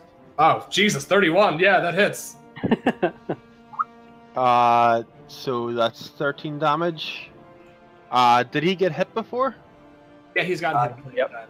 Okay. The monk's been punching the shit out of him. And then I wasn't sure if that was one that got ran over to you or not. So that's the first hit, and then the second one I'm going to fire again at the same target. How do you want to do this? Nice. Just fucking, just fired in, just right towards his chest. As Sean fucking Sean. As he reaches up with one hand to claw, he gets one right underneath his armpit, and it kind of you can see it digs in almost all the way to the fletching, and he and turns a little bit towards you, and as he does, right through the eye, and it goes through the eye and throughout the back, and you can see a little bit of brain matter connected to the end of your arrowhead, and he is dead and super dead and died. And then I'm just gonna wander over this way. Beautiful. Cleaning off some of the goop from my face that the horse fucking squished out of the grape man. Covered in brain matter and whatever the fuck else. So, werewolf's turn. There are no werewolves left. Rin, it's your turn. Alright, so I'm gonna kind of vault over the dying, dead werewolf. And I'm basically gonna move around to flank the Yeah, you have super advantage. were-tiger. Which just means you have advantage. Alright, so my normal unarmed strikes. Go ahead. That hits. That hits. Alright, and then I'll go for I'll use a key point for 2 more. All right. Yes. Nice. Rack him. Damn. How do you want to do this? So I just kind of vault over the other dying werewolf, kind of leap behind the other were-tiger, and I just start slamming him with my fists. And I could just hear bones snapping, the were-tiger, with each strike. So and then he's just pummeled into the earth. It's exactly what you just said. You just kind of you jump, put one hand on the corpse of the werewolf and kind of just vault over it a little bit, do a little cartwheel with one hand, and then you run around your T-Rex friend, hop behind it, and its back is exposed to you. Actually, it's on the ground. So you would have had advantage anyway. Pounded him into the earth. Yeah, that's basically it. You grab him by the scruff of his tiger, fluff, just poof, poof, poof, poof, poof, and just with each hit, you can see the snout caves in more and more until it's just his entire snout is recessed into the back of his skull, and his eyes are just twitching, and he dies. And then I just calmly stand back up. And your fist is covered in just blood and gore and bone chips. I just need to check how long I was going to be. Now we're out of combat. Yeah. So I think we need a music change.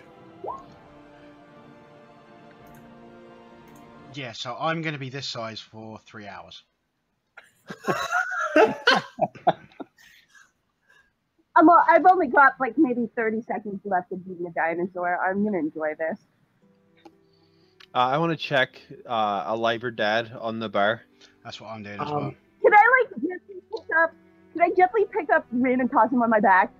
Sure, and his back just be yeah. He could probably just climb up. He could probably climb up himself.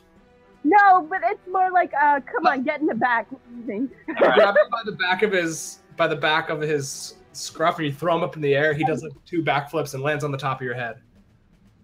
Yeah, Just have to monk. work on a T-Rex. For about 30 seconds. Yeah, and then all of a sudden, 30 seconds. So you go up. You guys both go up to check on Malik. Okay.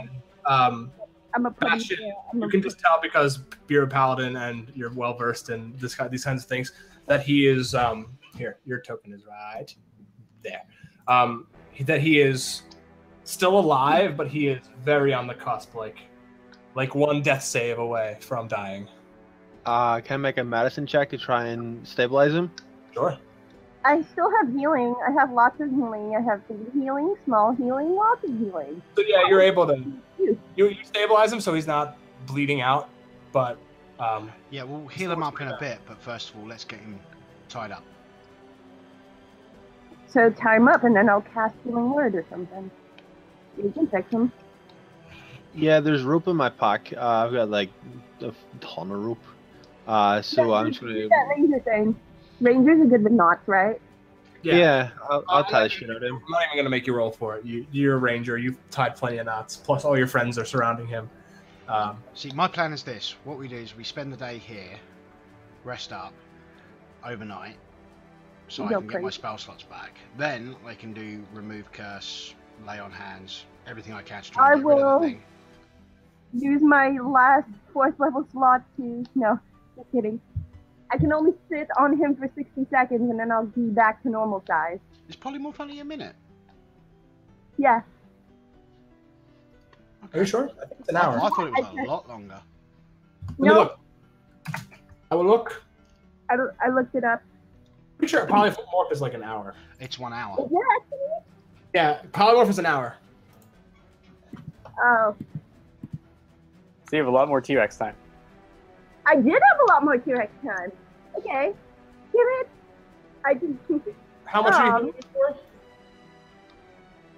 I can heal him for as... I can heal him for as ever... Hold on. Shoot. Why did I not... Did I read that wrong? I still have numerous healing spell slots available. I bleed basically nothing. I So was He's reading- stable. He's stable now, so we don't have to worry Yeah. too much. Okay. So, just for the sake of it, you guys heal him enough that he is not like on the cusp of death anymore.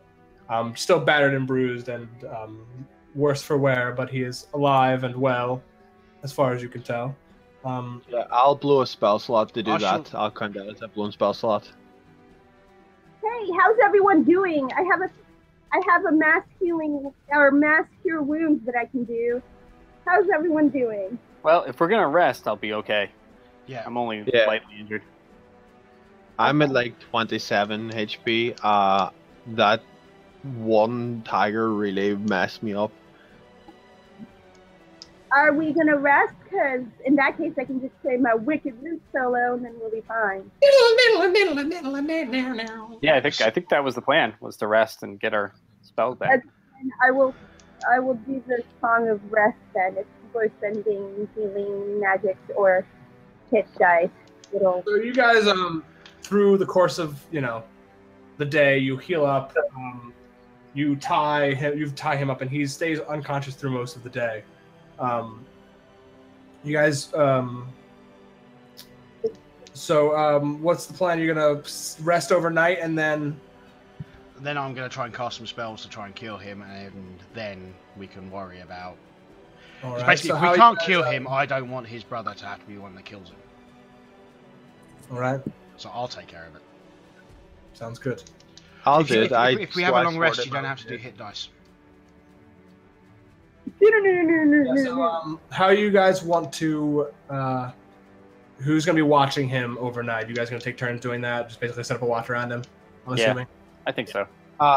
What I want to do while they're all starting out, I want to take the bodies of the 2 werewolves and the 2 were tigers, and I want to lay them along the exposed rock, Yeah. so that any birds of prey overhead would see them, instead of laying in the grass.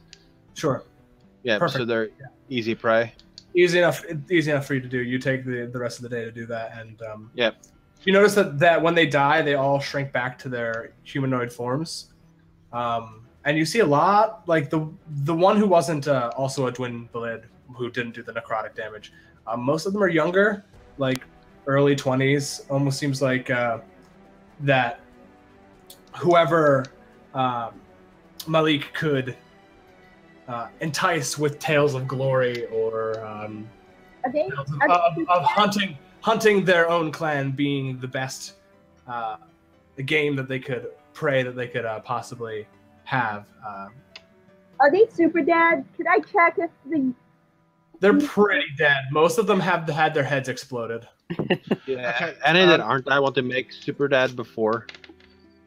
Okay, I'm gonna I get it. I don't get to keep one as a trophy and flirt with them on the way home. The were-tiger, his snout was just pushed into his face, so you could take his. Okay, That What were you saying, Bastion? I'm gonna have my horse watching him the entire time because he doesn't need to cool. rest. Just like an angry horse looking at him. Yeah, he's like Max from Tangled. Oh my god. Best reference ever. Best horse ever. And okay, so and if he wakes up before we rest, I'll deal with that then. But otherwise, where was I going with this? Yeah, so basically, because him being celestial horse and everything, he doesn't need to rest. So he'll watch the bear while we do the regular watch. He is in his man form now, and you guys have tied him really well. He doesn't wake until. So who's doing? You guys gonna do the same watch that you did before? Yeah. Yep. Who took second last time? I think it was Bastion. Bastion. So Bastion, he actually wakes on your watch. You can like hear him like grunt. Okay, I walk over to him and I drop Peacemaker on its end right next to him, as in I drop it so it makes a loud thud. I look him straight in the eyes and I say, "You try and run, I won't stop hitting."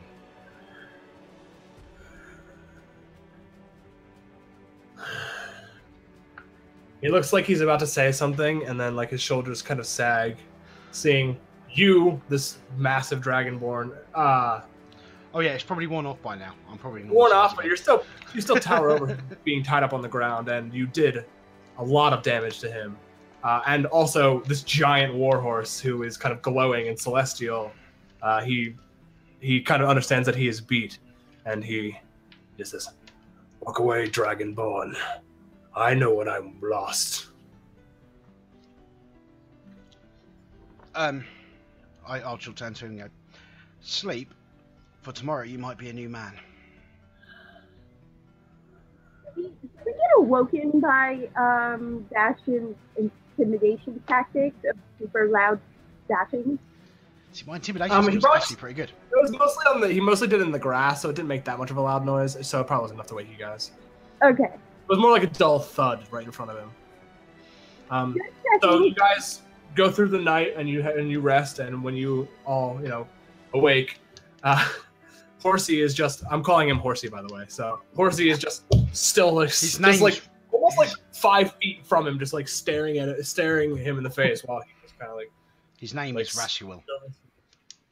Yes. Which is based off some sort of archangel. I can't remember which one. Oh, wow. So you all wake up and he is seemingly resting. Oh, okay. So what would you like to do then, Adran? Well, I wake because I only transfer 4. I wake during Rin and Leah's watch. Watch, yeah, sure. Then I want to ask Rin. Rin, could you check like out towards this side? Like, can you do spike like perimeter? Like, Rin go one side, Leah go the other. Sure. Sure. So I'm gonna wait till they get to about like there and there respectively. Sure. And I'm gonna take my short sword and I'm gonna slice the throat of the bear man. Max will stop you. Okay, roll a stealth check first of all. Well, I'm saying the horse is intently watching him the Oh entire yeah, the horse night. is there. So Could I? the horse is right in front of him. So yeah, that's fine. So as you approach, the horse does actually hear you because I rolled really, really high. And the horse winks at you. And he sees you approaching with your blade out, and he kind of plants himself in front of you. Oh, burn. And Bastion, you get like a mental ping like while you're sleeping, as your horse is like, "Hey, this fucking elf dude, and he's doing some shit." Is that, Yeah, I'm still gonna. that's the message he gets? That's the exact message that he gets. I'm still gonna go for it as best I can. All right. Well, if I can wake up in time, I'm going to just instantly roll over and cast So, one all right, person. everybody, we're Bastion, roll Dex, like roll initiative with disadvantage. Adran and then have your horse also roll advantage to see who can get to him first. Initiative. Yeah. Okay, well, for Bastion me, gets it with disadvantage because you were sleeping. Do I? yeah, did well, he get- that's going to be last, so... Did you hear anything? Oh, hang on. So what's I would your say- and then roll for your horse too? Then Mole. Yeah, I'm just bringing up the stats right now. Yeah, we probably wouldn't be able to respond until at least they Yeah, do chances something. are I'm not going to beat that. No. Damn. Okay. So, let's see. What blade are you using? I've got a short sword. It's not magical. I don't think so. Nah. All right. So, as he's like kind of slumped over sleeping, and the horse plants itself in front of you, you're like, "It's all right, horsey!" Ah! And you run on to stab him. So go ahead and roll to attack with advantage. Okay. Well, so as you reach out to stab him, and you like, your blade it pierces his skin, but like their skin is really like tough, so it doesn't actually cut into his skin. But he wakes up and he roars at you. I'm gonna And- use my second attack and attack him again. Okay. And then your horse will get to act. Yeah. Yeah. Again, still just a slice, and he's just taking it and roaring at you, feeling like betrayed that you would tie him up, leave him, and then try to kill him in the night, rather than fight him as a warrior. Then that means that your horse gets to act. What would your horse do? Did I still get that? Is this like actual initiative turn? Like, did I get? It's actual initiative. So if you want Yeah. to, Then yeah, I'm gonna move to about here. okay. So you try to start dig into him, and you're unfortunately unable to do any damage as their hide is very thick. Yeah, but I'm just gonna move to there. That's it. All right. Well, if he's moving away, I'll just say to him, if my magic doesn't work, I'll help you. I don't care if your magic works. I don't want that boy to have to confront his nephew. I don't want the uncle to go back knowing the shame that he brought on his family, and I don't want the clan leader to see his shamed brother. It's not the right way. Well, that really isn't your decision, it's theirs. While I wield a weapon, it's my decision.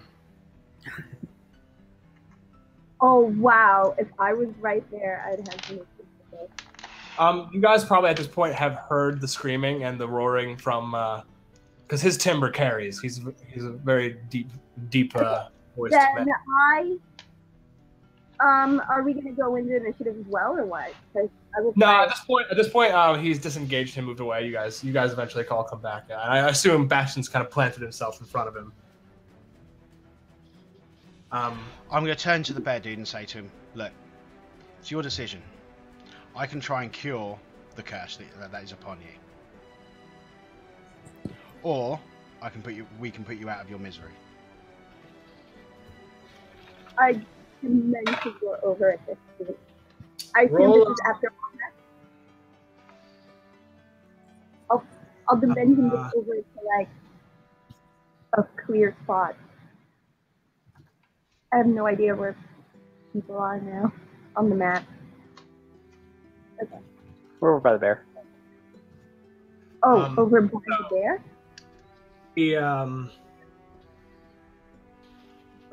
Roll persuasion. Oh. Okay, well, I don't really care either way. I'm just giving him the choice. Oh, all right. Well, he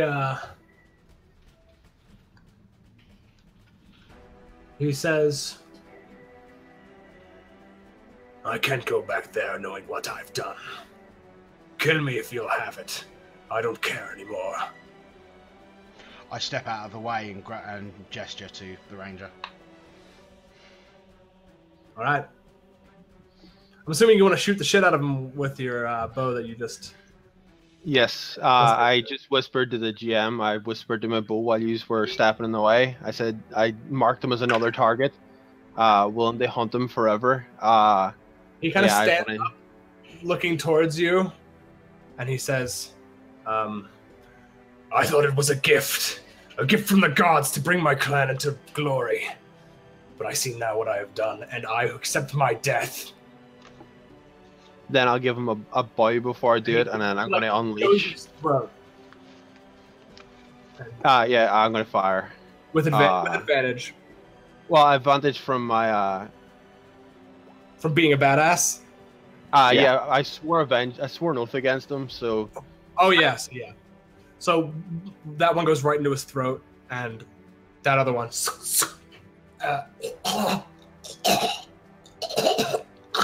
and he drops to his knees, and blood starts to like cover his teeth, and then arterial blood kind of pours out, and he slumps over, and that is a dead Twin Belid. I'm going to start building a pyre.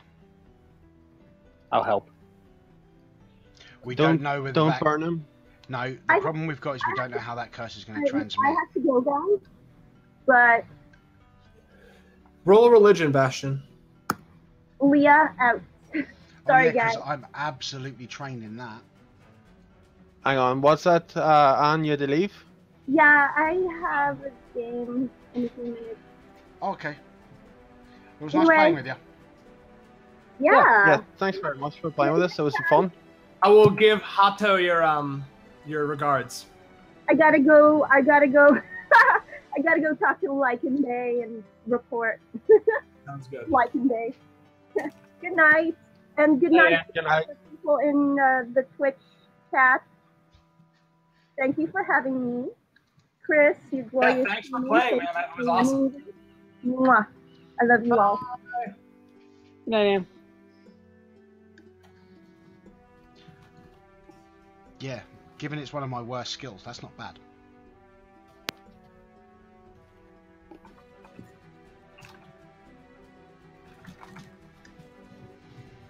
Okay.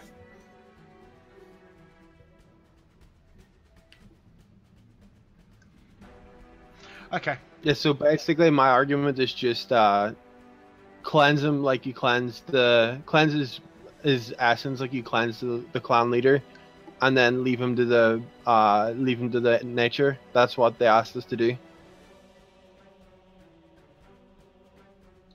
Yeah, no, yeah, I'm happy with that. I thought it over, and I don't think it faces a threat. All right. Okay. So, you all, having done the grim duty of just taking down and killing a dishonored man's brother, and a cursed individual who you can tell towards the end of his life, he started to see the darkness that was overtaking him and twisting his mind. And he accepted death as a warrior would. The next day, you all pack up your belongings, pack up your bags, and you head back towards where the camp was. In about a day and a half, you get there, and you can actually see as you're going towards that dip, where it dips down, Hato is waiting for you all.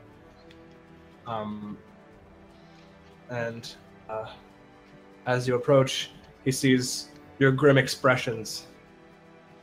Trying to remember what the voice that I gave him was.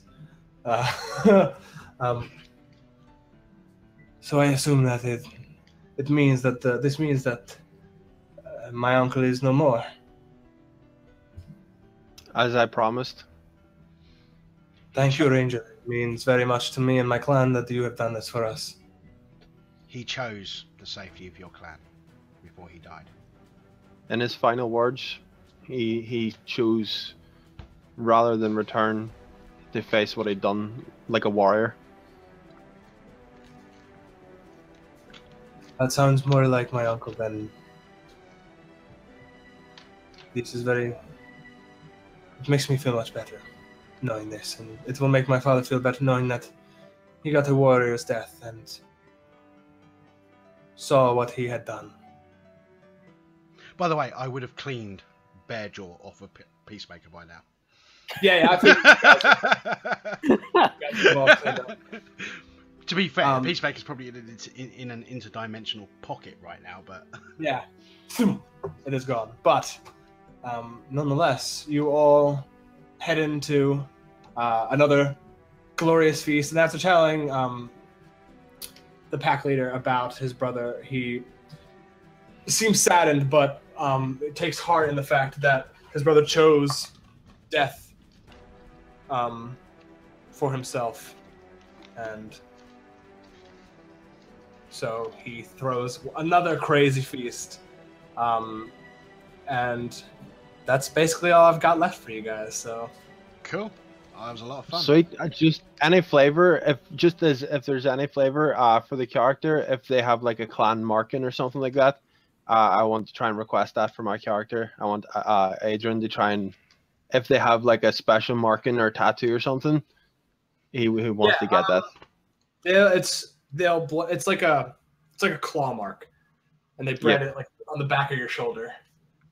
Yeah, I'm gonna take that shit. And you, but that is the gist of it, and that's the end of this dungeon crawl. Sorry, it took a little longer than I originally anticipated, but It's all right. I hope you all had fun. I did. That was so good, man. Thank you so much. No, I enjoyed it. I haven't gotten to play Bastion forever, so it was a lot of fun playing Bastion. Well, we will. I mean, we're doing this every week, so I'm sure we'll be able to get. Yeah, I'm gonna have to get you on one-shot D&D so I can kill you. Hells. I have so many different characters I want to play. Whatever you need, I'll play Phil. I don't care. I like everything. But thanks for watching, everybody, and we will see you next time when Snicket and I potentially run our double DM madness. Yeah, I've got something to talk to you guys about as well. Cool. We will note that. So, bye, stream!